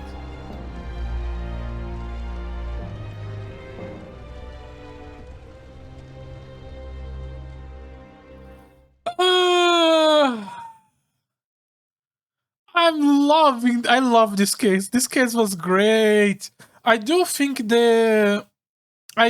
not like how dependent on pressing the case was instead of presenting proof. Are you sure about that? I'm sure he's a good gentleman. I'm sure he's a good man. We are gonna come back to this in the fifth case, and I'm sure we're gonna prove he's a good, innocent man. Ah, okay, this case was really, really fun. Oh, this was great. What's the final case? Unspeakable story, the Hound of the Baskervilles. A hound, the blah blah. A whole the adventure of the unspeakable story. Ah, okay, let me just change the stream title just to start of case 4. Okay. Oh, this was fun. I do think we have to press a little too much. And I really dislike the part where we have to press everything and then press everything again to find a second opinion. That is a little annoying. But that's mostly because I'm not used to that. Because in the other games, you normally just present proof and I'm more used to that. So I normally try to go in that direction. So just me not in line with how the game wants to be played. Oh, that was fun. You know what it says? Had to... Okay, the adventure of the clouded Kokoro. Start playing from the start. Oh, the first 2 cases didn't really motivated me a lot to play this game, but this case it did motivate me a lot. I begin to think, Wilson, said Sholmes. Oh god, the turning lol his is gonna head be languidly Wilson. in my direction. That there is more to this case. Oh, that's why she's the than that assistant which who we makes have the invention. observed. Oh, they made him into a lolly. That there may be another part to this story that we are yet to discover. His eyes wandered, following the steam rising from his cup of Oh, herbal tea, okay, let me pay attention. leading him to the distant memory of that snowy evening. To the young second lady backstab. collapsed on the pavement along Briar Road, and to the knife in her back. Yet Okay. in the soft glow of gas lamps, a most extraordinary scene had been set. And under the cover of a light fog, the curtain had risen silently on the insoluble mystery of our invisible killer. Okay, woman alone in the street, a backstab. We haven't gone into who was born inside the carriage. How many days have passed? I don't remember the exact date. Did you sleep? Okay, so just tomorrow. Did you sleep last night, Mr. Naruhodo? No, not at all. It was an enormous hotel, wasn't it? The rooms were so luxurious. I feel like we were staying in a palace. And with all the gas lights twinkling, it was brighter than the day, even in the middle of the night. What about the enormous beds? After my time on the SS Siberia, I wasn't going to waste a single inch of that space. Oh yeah, you just spent like a month. Wait, that was in the beginning. Didn't they put you in a bed after we found you? I spent the entire night rolling from one side of the mattress to the other. Oh yes, it really was the sort of night you can only dream. Except, when I learned that we owed 3 pounds for the rooms, that dream quickly turned into a nightmare. Oops, sorry about that. The building was so impressive, and the entrance so inviting, I just wandered in without thinking. In a lodging house in Japan, the sum of money would put a roof over your head for a whole year. I did try, but I'm afraid I couldn't help my tears when we were presented with the bill. I'm really sorry. We should have accepted 1,000 guineas. Well, never mind. We must find some more affordable lodging straight away, though. If we're not careful, our entire stipend will be used up in 10 days or less. London is a scary place. Ah, good morning to you at this early hour. Hello, guilty man. You are the fucking killer. Oh yes, well, well... Good morning to you, Lord Chief Justice. We have come to report on the outcome of the trial at the Old Bailey yesterday. Zato-san is amazing. She doesn't even bat an eyelid even in the presence of the imposing Lord Strongheart. What a not menacing guy at all. Yeah. My first thought when I saw him was like, this is the guilt, this is the killer of the 50Ks. This man is absolutely the final boss of the game. Yes, I believe you have a very comprehensive initiation into British courtroom practices. Oh yes, it was very eye-opening, thank you. And in accordance with your instructions, Lord Strongheart, Mr. Naruhodo performed his duty to the end. Yes, I've already been apprised of the events. You conducted a remarkable defense. You may consider the test passing. Oh, no longer are you a student from the Empire of Japan. You may henceforth claim to be a fully fledged lawyer. My country is delighted to welcome young talent from such a remote eastern land. Thank you very much. So, I'm a lawyer now. Now, in view of your new appointment, I have a fresh case in mind for you. The doves in the back are amazing. Yeah, and we are inside the building.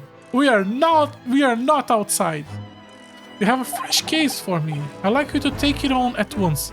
I trust that won't be a problem. Are you just putting me, since I'm a foreigner, into shady cases? Because it's easy to clean up after me? Another case already? Nothing trains a lawyer better than practical experience. I'm sure I don't sense this affection, do I? It's just that yesterday's trial and unusually haven't quite come to terms with it. What you comes to terms with? The man was clear. What more were you hoping for?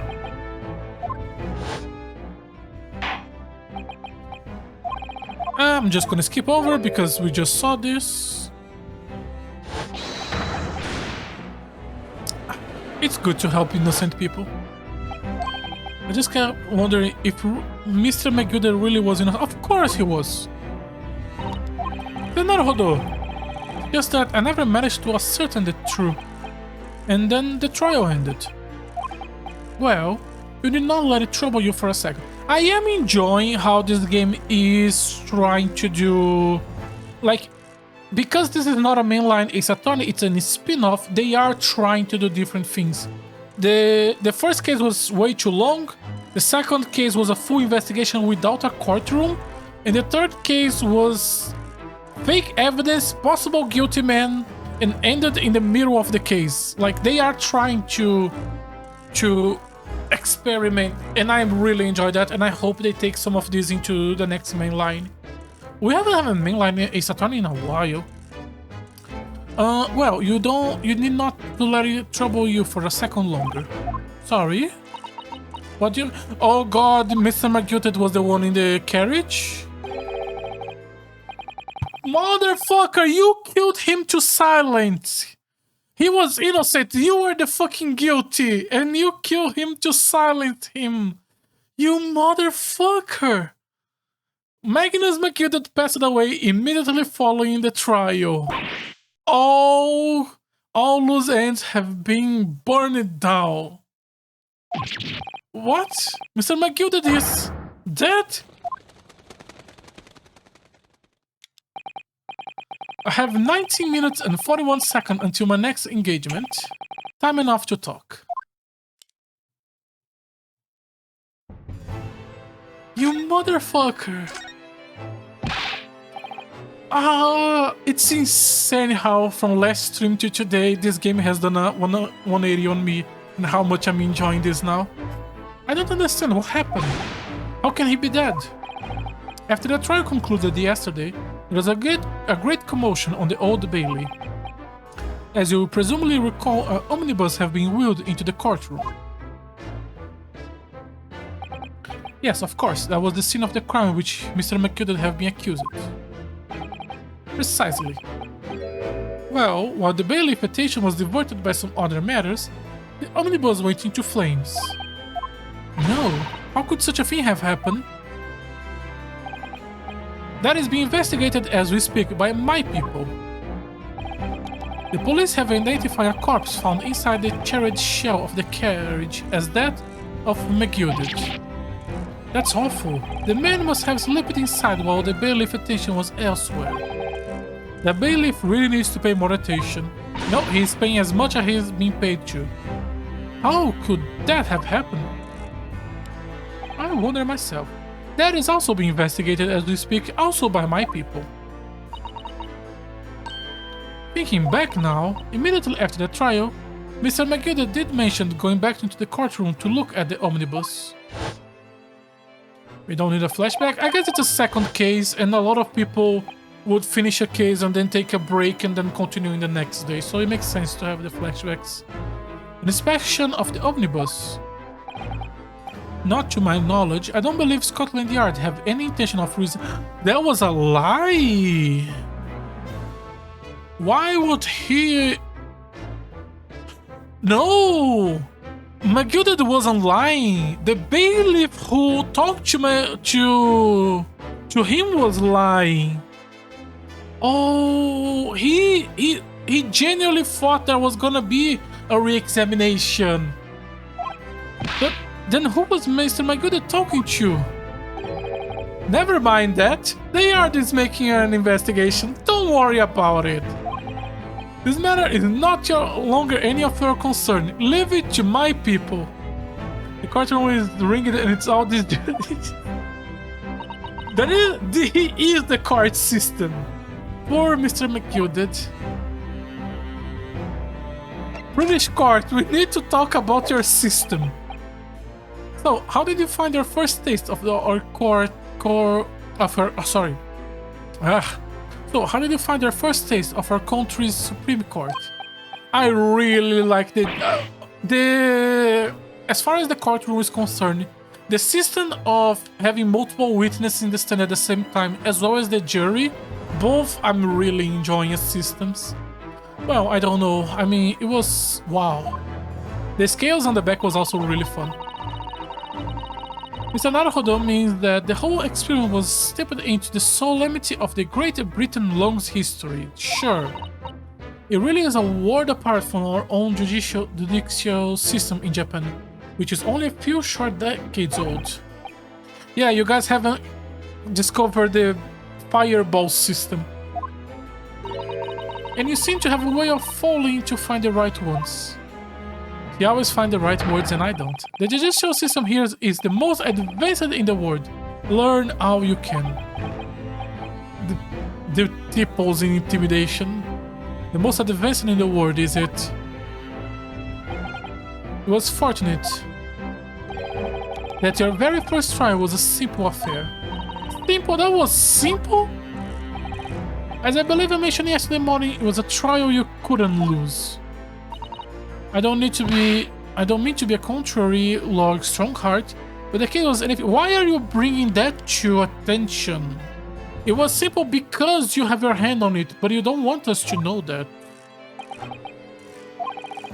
The circumstances of the case was so incriminating, I was stunned when I first heard them.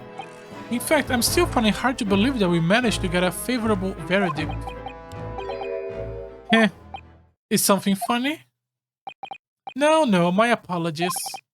However, the fact is, you did receive the not guilty verdict you set out to achieve.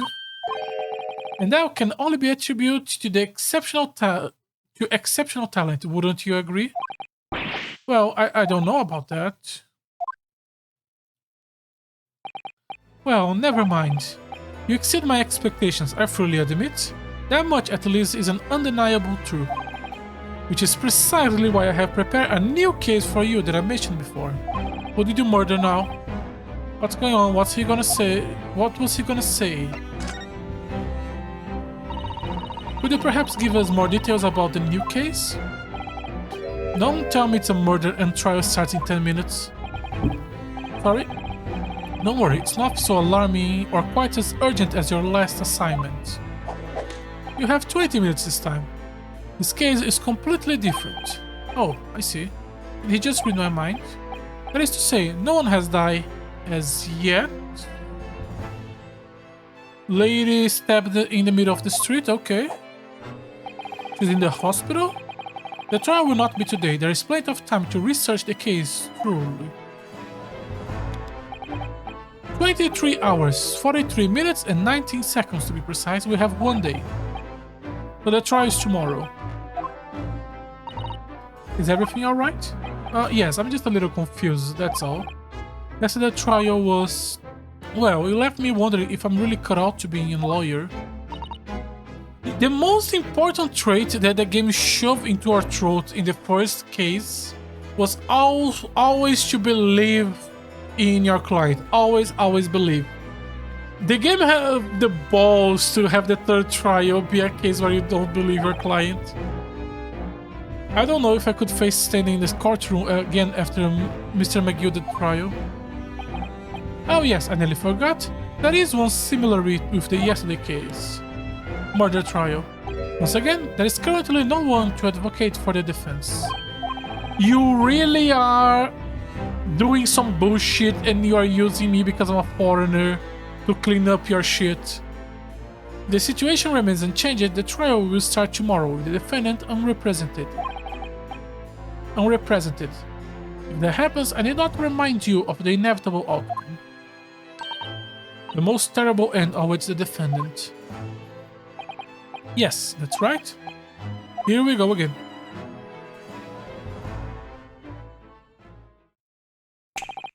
Your time is up. You will have to excuse me. I would advise you begin making preparations for tomorrow's trial. After all, the clock is ever ticking. It is now 23 hours, 26 minutes and 39 seconds. Last time he mentioned 23 hours, he said there was plenty of time. And one more thing, Mr. Naruhodo. There is something There is something I should like to ask you. Oh, what is that? Yesterday you remarked upon something. That you intended to see things... That you intend to see through the will of your late compatriot, Mr. Asogi. I would be interested to hear what exactly you mean by that. It means putting you in jail. Well, Kazuma always used to say that he wanted to learn how the greatest judicial system in the world worked so he could change the hours in Japan. Now that he's gone, I would like to work toward that myself, and there is another thing. Continue. Oh, on the way here on the steamship, he said something to me. There's something very important that I have to do. Something very important? Oh, what exactly would that be? He never have a chance to tell. I suppose he would have done if you're out of time. Well, thank you for an enlightenment discussion. So Naruhodo, what's all this about? The Asogi never once mentioned... Okay, let me slow down. Oh, let me drink. Mr. Asogi never once mentioned anything of the sort to me. I urge you both to focus your attentions on the matter at hand. And I have taken the liberty to summon the police inspector in charge of the case. Are you one of his people? Are you holding chips? He will be able to apprise you of the details. How long has been there? So, I wish you the best of luck and bid you farewell. The biggest plot twist of this game is if this man is innocent. There is something very important that I have to do. Kazuma-sama, what did he mean? He means dethrone the Chief Justice because somehow he knew he was guilty. I wish I knew, but honestly, he never told me. Anyway, we have better to talk to the detective, don't you think? Yes, you're right. I hope I'm just imagining, but I wouldn't say he looks pleased to see us at all. Yeah, you are holding chips. What's up?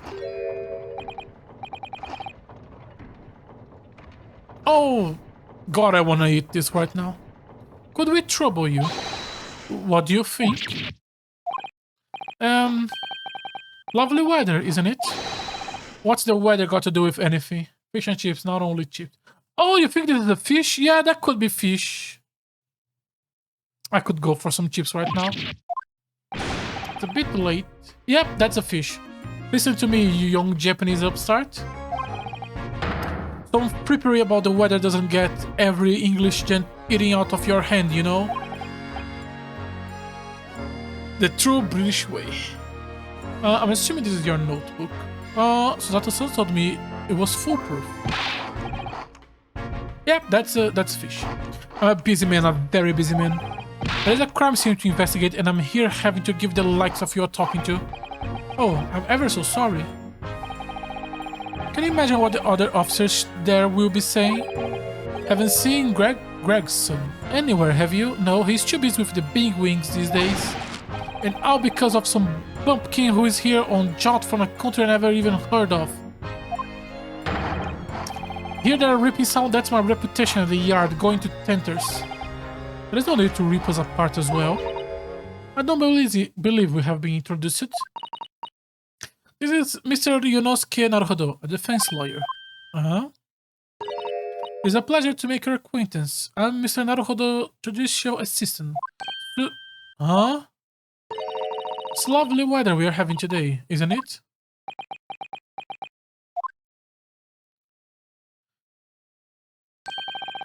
It is unseasonably fine, I grant you. London winters don't see a lot of sunshine.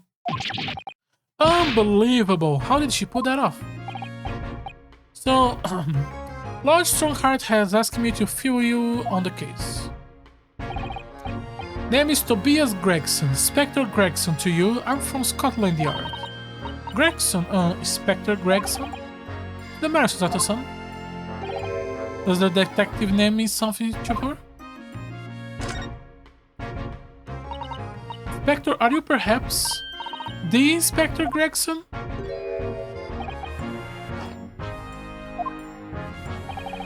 You're acting like you know this man, Mrs. Atto, but he's a London detective on the Sherlock Holmes books. I do know him very well, in fact. Yes, he features prominently in the adventures of Sherlock Holmes. So we are establishing that these books are based on real life in this world. Oh, in that publication, what is called again? Randish Magazine? That's right, Inspector Gregson and Mr. Sholmes enjoy a wonderful friendly rivalry. Really? You rival the great Mr. Sholmes? That's incredible. Oh well, I don't know about that. The Sholmes is a professional like myself. Okay, so we are establishing that the books are based on reality, okay. But he does come up with goods from time to time. Mr. Sholmes is equally complimentary about you, Inspector, isn't he? You earn his highest praise. Complimentary. Gregson is the pick of a bad lot of all Scotland Yards. Those were his own words. That's his highest praise? Well, Mr. Sholmes isn't particularly known for giving compliments, you see. That he is not, and thanks to that magazine, my name is known all over London town now.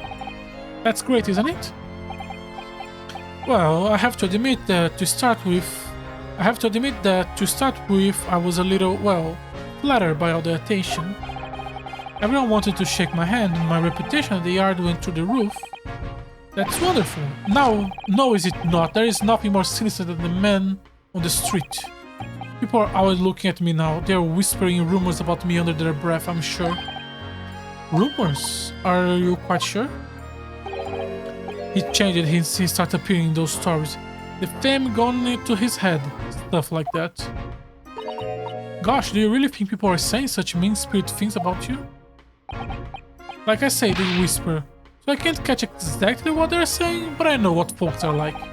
I'm sure that's what they're saying. As sure as egg is egg. A guy definitely detective could be very hard work. Detective. Perhaps the sudden raising fame does change people. Oh dear. Not detective, sorry. So, about the case... nothing to tell, really. As far as we are concerned in the yard, it couldn't be simpler. Oh dear, that probably means that as far as we are concerned as lawyers, it couldn't have been more complicated. I wish you were wrong about that, but I have a nasty feeling you were right. A young woman was walking along the pavement of Briar Road when she was stabbed from behind. Fortunately, it wasn't fatal. She is still laid up in the hospital unconscious, so she is alive. That's despicable. What sort of coward would attack the poor woman from behind? The Chief of Justice, probably. I suppose you would have finished whoever it was off with a Susato takedown, would you? That is neither here nor there, Mr. Naruhodo. Brace yourself, Yonosuke. You will anger her now. Anyway, after something of a whirlwind investigation, the criminal was arrested. He barely had time for a cup of tea after the investigation took place, to be honest. Sorry, just fixing some things around. Let me put this here. Serve myself some water. So, there must have been something left at the scene that led you directly to the culprit. Or perhaps a reliable witness who recognized the person in question? Let me stop you right there. You're wasting your time on this one. Sorry? There's nothing you can do. There is no way to help the bloke. Why? Simple. The prosecution has been assigned to the trial tomorrow is Lord Baron Van Zix. No. Sounds like you heard of him, then? Oh yes, we are very familiar with Lord Van Zix. Believed to be the harbinger of death himself. I mean, he couldn't get the guilty, but my client still died.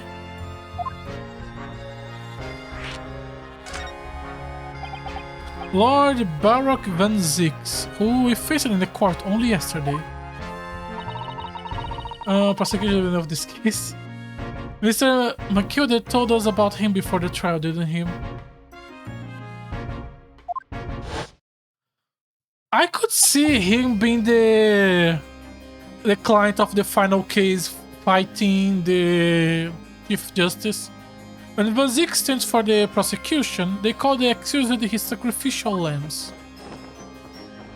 Yeah, you look better without the cape. After someone stabbed Van Zix in the chest with a fucking wood spike or something. I do wonder, I do think he is in the cover of the second game. This is a duology, these are 2 games, each 5 cases long. I do think he's on the cover of the second game, but I could be misremembering. And in every single trial in which he have been in the prosecution, the accuser has been them. This Reaper of the Bailey nickname. I suppose he earned that because every defendant he advocates against is found guilty. Well, he didn't say yes. Is it because they die even when they are innocent? Like the good McKilder, the most gentleman of gentlemen? That's the case, we should inform you, Inspector, that in yesterday's trial against Lord Van Zix, Mr. Naruhodo secured a verdict of not guilty. And what of it? Well, I think that means that even against the Reaper of the Bailey, it's not impossible to save the defendant. Did you? No, you really don't have a clue, do you? What do you mean? What happened to that bloke in the end? He's dead. Oh, Magnus McGilded came a cropper Magnus McGilded came a cropper in that omnibus when it went up in flames. So can't you rightly say you saved the defendant, can you? What the fuck are you talking about, my dude? Look, if Van Zix could get the dirty to stick on everyone, he'll be a miracle worker. That's how I go. He doesn't work miracles, he works magic. He really is that? It's not that he always gets a guilty verdict. It's every time he doesn't get one, the client still dies? Really? I would have a good long think about that if I were you. Are we really supposed to believe that?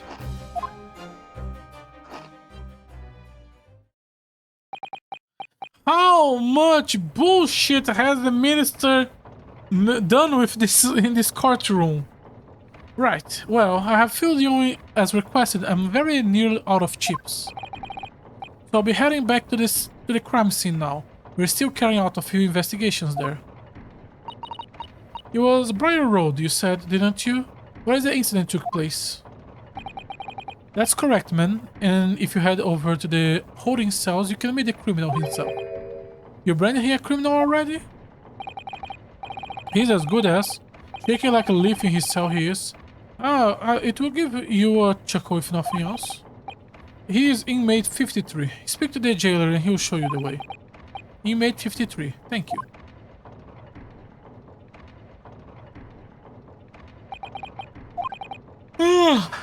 So there is no helping anyone against the Reaper of Bailey, they say. Is nothing troubling you, Mr. Naruhodo? To tell the truth, when I recalled the trial yesterday, I can't stop myself from shaking. The idea of facing the Reaper in the court again... Well, if you think it's too much for you, there's no shame in turning the case down. That takes courage too. But if the man they arrested is innocent, you could well imagine he would be shaking like a leaf in his cell. And I, for one, wouldn't find the sign of that funny. So, if I'm honest, I'm still reeling from the shock of yesterday's events myself. And I'm really not sure if I'll be able to help this man, whoever he is. But I would like to try, so I think I'm gonna make some inquiries. Will you help? Do you really think you have to ask? After all, I'm your judicial assistant. Thank you. So then, shall we? Yes. Let's go. Okay, so we are finally having a more classic investigation into trial case.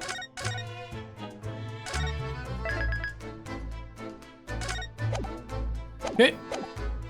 Move. We have prison and the road.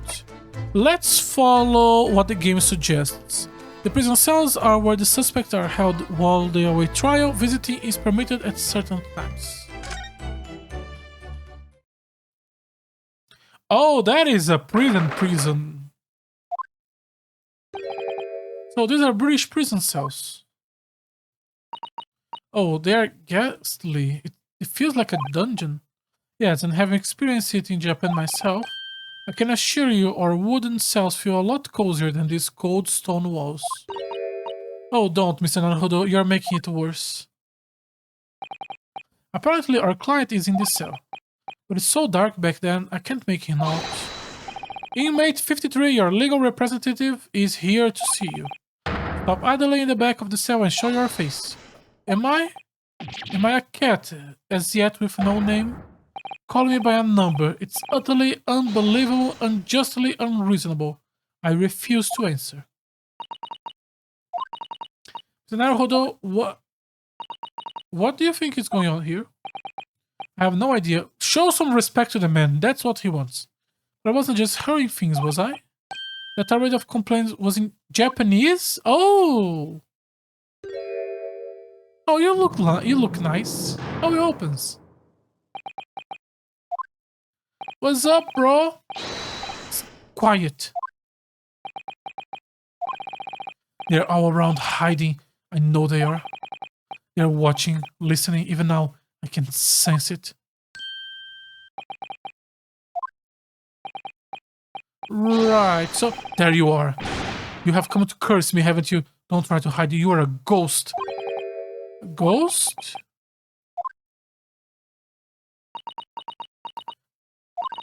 We mean you no harm, prisoner son. Are you Japanese by any chance?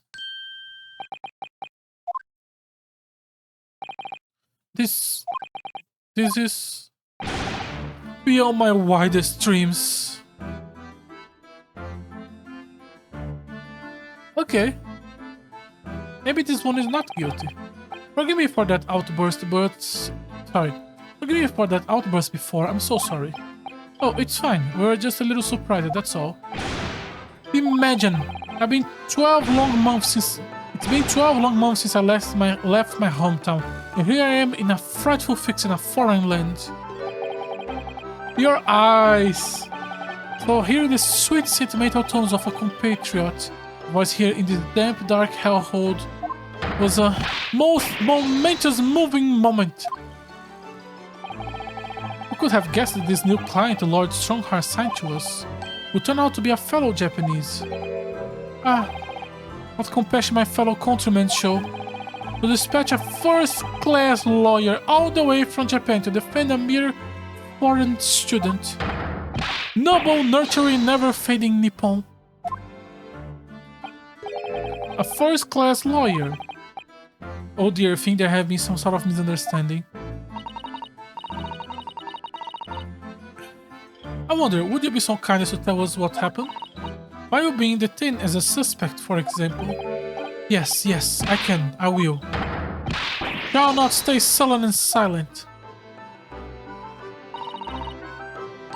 I'm not quite sure what I'm not sure I understand what he meant, but he seems... Is he doing like Japanese words with his body? Or am I crazy? Maybe I'm crazy. Yes, he does. I just hope he actually has a good reasoning to be. Thank you for your cooperation. I'm a lawyer, as you said. My name is Ryunosuke Naruhodo. And I'm Naruhodo-san's judicial assistant, Zatomi Kotoba.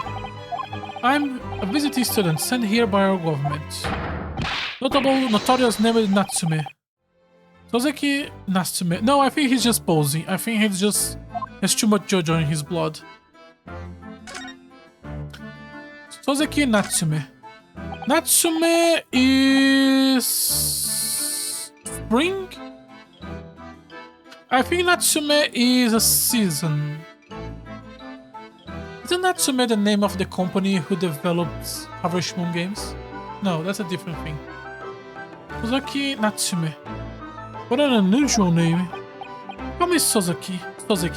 Please, I'm a poet, you see, a writer of haiku. Oh, was those supposed to be haikus? It's something of a nom de plume. A nom de plume? You mean alias? That's right, Naruhodo-san. No. Don't be so prosaic. It's much more refined than that. And haiku, that really reminds me of home. Did I hear you say you were a visiting student sent over here by the government? Yes, that's right. A year ago, I was told to go and study English. First, I have to suffer that misery, and now this. It's beyond the pale. Suffer that misery? Did you not want to study here? No, I mean, I have an interest in Great Britain for some years, of course. Oh. But just because the government tells you to do something doesn't mean you can do it, no. What do you mean? They told me to study English literature, that I could have understood, that's my field. But no, they told me to study the English language. Utterly unbelievable, unjustly unreasonable. I see. Only the other day I was told to send a report about my first year here. I tendered a blank piece of paper. Wise words on whitewash. Washi. You must be a man of great standing. Oh yes, so I'm often told, and often like to be told, it seems. Okay, let's talk about the crime. Could you perhaps tell us exactly why you have been arrested, Soseki-san? I didn't do it. I didn't commit that atrocious murder. Murder? Oh, no, it's alright. The woman didn't actually die, did she? But she was stabbed with a knife, right before my eyes. Before your eyes. You mean you saw the attacker? I didn't see anyone. What? I have seen the person who did it. Do you think I'll be locked up in here? Oh dear, it seems this case is becoming rather complicated. Why me? Why me? Why did that silly woman have to be stabbed in front of me? It's the curse of London. It's incredible, inexcusable, irritatingly inconvenient. My English is not good and this guy is testing it. So, Soseki-san was there at the scene, but he didn't see the attacker. Vital that we find out more about the case. More about the case. It was an accursed evening just after the snow have started to clean and heavy with fog. I've been to the bookshop to buy some books and I was on my way back to my accursed lodgings. Sure, the bookstore was an accursed too. As I was walking along the accursed pavement, I could make out the sole silhouette of another ahead of me. A woman wearing a green overcoat she was. And just as I went to overtake her, she suddenly let out a little scream and collapsed onto the floor, harp stabbed off stone at my feet. Wood with gold, the same as the other knife, but it could just be a coincidence, and it was more red and not wood. A few books, backpack, green overcoat, a little bit on the fat side, a lot of fog. Okay.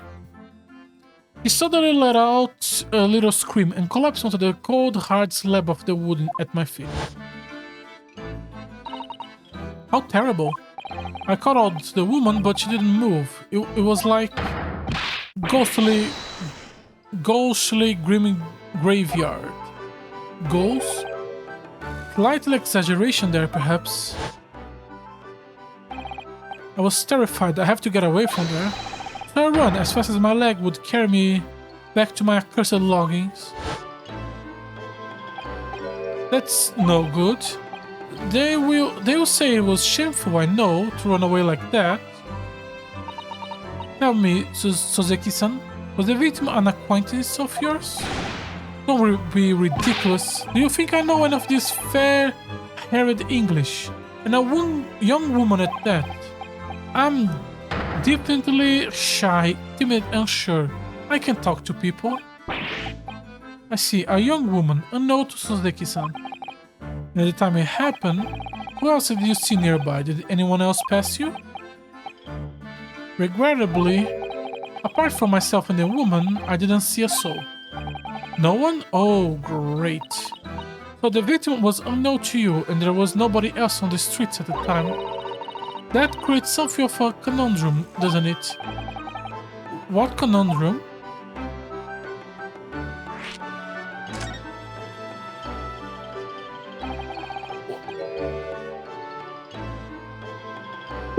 Sorry about that. What do you mean, Sato-san? What's the conundrum? Well, if what Soseki-san says... Sorry, what Soseki has just told us is true, there is something I can't explain. He said he didn't know the victim and there was no one else in the scene. Then he apparently fled without having me seen. I did. Sorry. Without having been seen, yeah. But if that's the case, surely this man has to be the culprit. What did you just say? Nothing, I didn't say anything, I just thought of. Perhaps I thought a little loudly? Actually, that's not what was troubling me. What I was thinking was, how did Soseki-san actually came to be arrested? He didn't touch the victim, and there was nobody at the scene of the crime to see him. So how did the police ever discover he was there in the first place? Yeah. It was him. The cursed great detective, he led the police to me. Of all the bad luck. Cursed great detective? Could it be? I shall never forget the man's name as long as I live. With his naughty laugh and his self-proclaimed greatness. Brash, big-headed buzzbody. May you be cursed until the end of your days, Sherlock Sholmes. I knew it. Mr. Sholmes?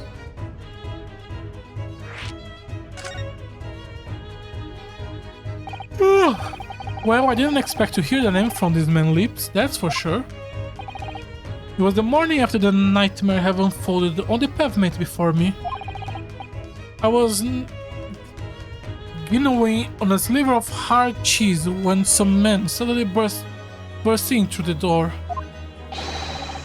They started shouting at me, "This is the police! Put the weapon down!" Yes, it was a thin sliver, and yes, it was hard. But I wasn't eating a weapon. Disgusting diet discrimination devils. You clearly have a trying morning yesterday. And there he was, in the middle of all the policemen, grunting like a Cheshire cat. That Sherlock Sholmes. It is actually Sherlock Sholmes. He's English. I have found out that he's a famous name in detection here in London. Yes, the great detective is really well known. And his overly sharp mind managed to deduce my whereabouts, apparently. He thinks I'm the knife-wielding madman. Me? This weak, stupid kitten of a man? I wonder what great deduction process led him to this conclusion this time. You mean to say that Mr. Sholmes' deduction was the only reason the police arrested you? That would be really most unreasonable. No proof. Well, the thing is, I was thrown into a panic when the beggar their way in. Of course you were, that's only natural. I was terrified and trembling, and they kept throwing question after question in impossible English. British foreign film flammery. Well, we are in England, you can't really blame them for questioning you in English. Good point, but my mind went blank and I knew I have to answer, but I didn't know what to say. So I just kept repeating things like, I do, and I'm fine.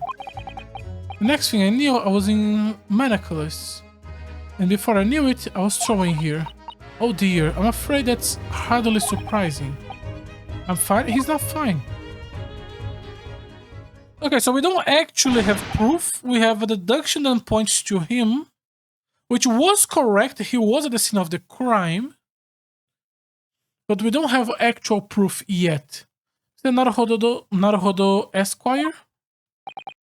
Oh, you can just call me Mr. Naruhodo. And when we are speaking English, a simple Mr. is more than enough. Oh, yes. Alright. Yes. They really got to me. The country's poisoning my mind. But please, I beg of you to defend me in court tomorrow. You can tell them what really happened. You would do it, wouldn't you? Well... Why? Why is it so hard to say yes to me? Well, the thing is, I'm just a student like yourself, on a study tour. Oh, student? I have defended a case in Old Bailey, only the one though. But at this moment, I really don't know what I'm supposed to believe in. I'm confused about what justice in this country even means. Oh, Naruhodo-san. I'm not even a foreign student who was supposed to be here. I'm not even the foreign student who was supposed to be here. I'm a sort of locum lawyer, I suppose. What the fuck is locum? Locum. A person who is sent temporarily for someone else. Okay. But that armband, that's the mark of a defense lawyer from our great empire. It's a keepsake from the man who should have been here. He was my best friend. A keepsake. I know exactly what they are saying about me. What do you mean? The lawyers, other British defense lawyers. They won't defend me. Goodness, why did you say that?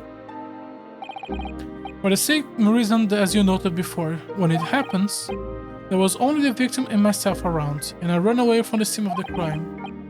I'm no fool. I know it looks as true I must be the culprit. Must be very hard for you, Suzeki-san.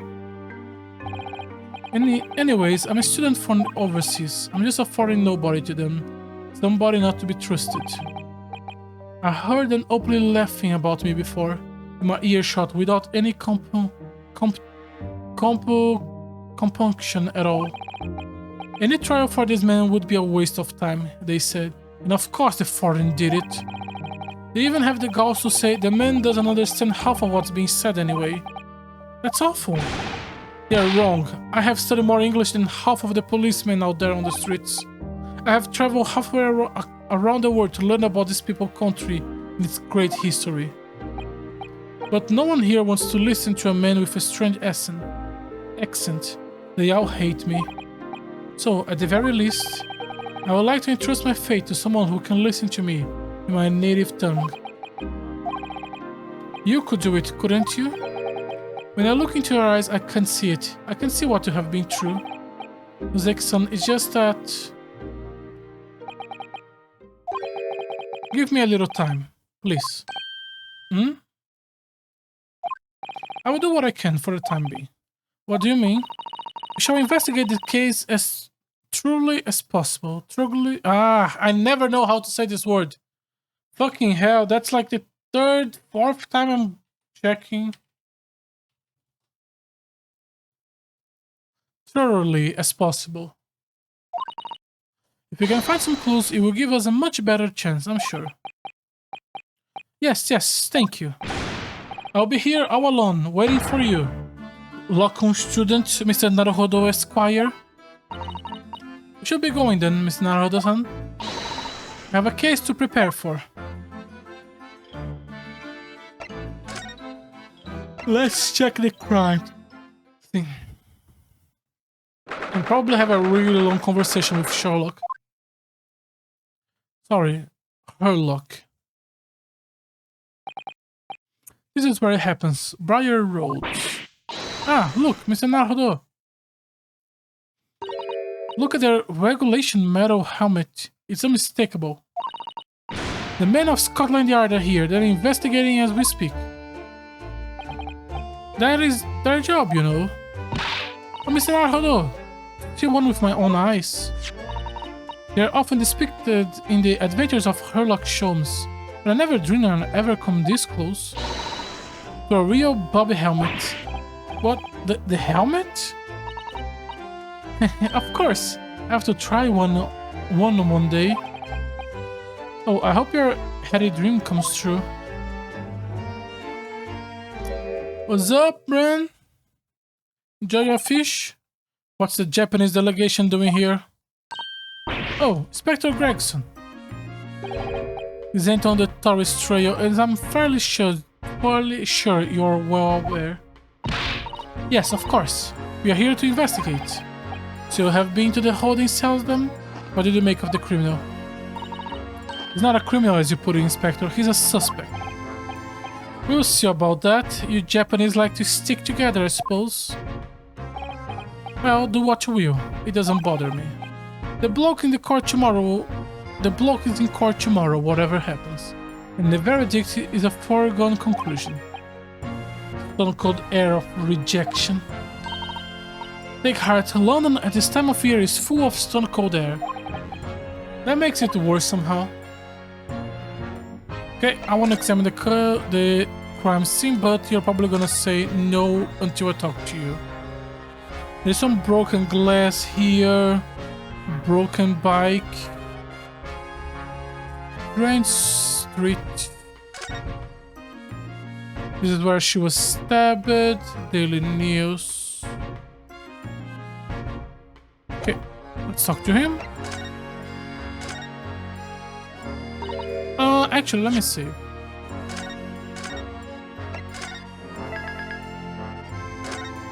And let me drink some water.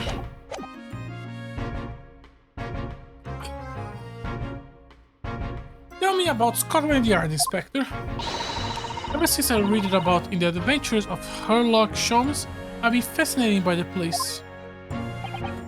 The Yard is the most sophisticated police organization you will find anywhere in the world, man.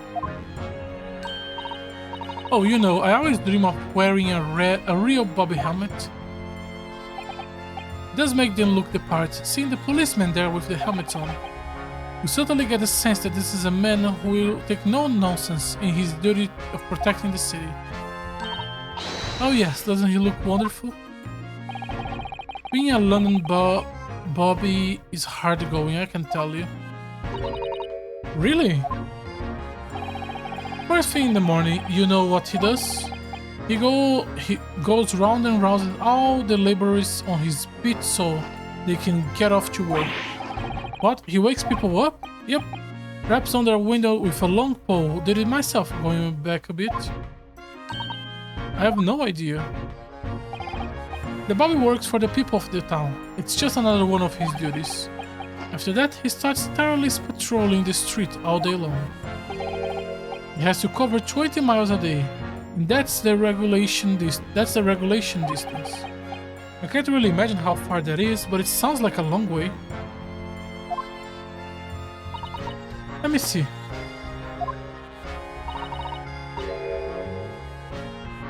Ugh, 20 miles, that's approximately the distance from Tokyo to Yokohama. On foot, that's definitely take things a step too far. And when it gets dark, of course, it has the important job of lighting all the gas street lamps. Oh, these were manual, I guess. Yeah, of course these were manually. Oh my. I suppose in between all those duties, Bobbies are expected to investigate cases as well. In case after criminals trying to evade the law. Not sure you could call it in between exactly, more alongside, but yes. They're expected to handle these jobs as well. We do have men kneeling over from time to time, I admit. I always dream of wearing one of those helmets, as I said. But it's with heavy heart that I shall have to relinquish that dream to you, said Naruhodo. Your heavy heart will be my heavy head if you do. It happens at around 5 in the evening 2 days ago, just there on that open bit of pavement. The victim, a young lady, was stabbed with a blade from behind, okay? It is right that the lady is still unconscious? You mentioned that she's being treated in the hospital. Never sure she was a lady. True is, unless she comes around pretty smartly, we won't be able to find out much about her. Suppose I mean we have been able to take this statement from her? Here is a map. Really, are you sure? It's yard police to give lawyers defending suspect the odd bit of information to go on. I actually accept the job, but... Thank you, Inspector. We gratefully accepted. Anyways, as far as we know, there was no one else in the scene other than the victim and the fellow countryman. So, who did it, do you think? Sorry. Your fellow countryman. So, who did it, do you think? Not much of a head scratcher, is it? Well, I know Mr. Natsume is also claiming not to have seen anyone else around, but... Just because he didn't see anyone, it doesn't mean there can't be sure nobody else was present. Sorry to have to tell you, but we most certainly can be sure. How? Because, ma'am, the precise moment of the stabbing didn't go unnoticed. What? I have 2 very reliable witnesses, no less. It was very typical foggy London day, and our client obviously didn't see them. There were witnesses. Who are the witnesses, Inspector? A fellow and his wife. The man is one of the most reliable and respectable citizens in all of London. If I didn't know better, I would say it's McGilded. He's a copper from Scotland Yard. Policeman? That might change things. And this policeman just happened to be there at the exact moment the woman stabbed? Nothing peculiar about that man. Part and parcel of being a booty. Catching, then banging the act and all that. Do you think it might be possible for us to ask the policeman a few questions? Be my guest, you can ask him what you like in court tomorrow. Oh. I have no doubt he'll be summoned as a witness. So that will give you something to look forward to. That is that then. He got no intention of letting us meet the man beforehand. Policeman witnessed the incident. As a judicial assistant, I must warn you that this could make our job very difficult. Yes, as a non-judicial assistant, I could have warned me of that too. Oh, yes, one more thing, Inspector. What? The person who led you to the suspect. I heard that was Mr. Sherlock Holmes? What are you bringing him up for? Was it something I said? The color has dripped from his cheeks. Keeps going. I'm really looking for an endpoint for ending today's stream because I'm falling asleep. Let's try to finish this conversation. But that's like the third extra topic. That Twitch Japanese blog goes on trial tomorrow. Are you really gonna defend him or not? Well, makes no difference to me, but I would just say this. No London lawyer worth his salt would touch that case with a barge pole. Because the prosecution is being handled by the Ripper of Bailey. Sorry, I was asking, because the prosecution is being handled by the Ripper of the Bailey? There is no way to save that man now. It's a waste of time trying. It's all a bit strange, though. Sorry? The Ripper hasn't appeared in court for a good few years now. Yes, we did hear something to that effect. And the only people he usually bothers with are the real scum. The master criminals, they had violent ones. Master culprits? The violent? That's right, he handpicked his victim. only deals with those guaranteed to go to the gardens for their sims. Mr. Natsume wouldn't hang for what he's accused of, surely. That's just your point, Sunshine. Yes, the young woman was stabbed, but it didn't kill her. Couldn't even say the intent was there. So this is the sort of case I'll be expecting the Reaper to want to see his team into, for want of a better phrase. Well, there's not exactly a minor infraction, is it? No, there's got to be more to it. Some reason he's taking an interest. What sort of reason, Spectre?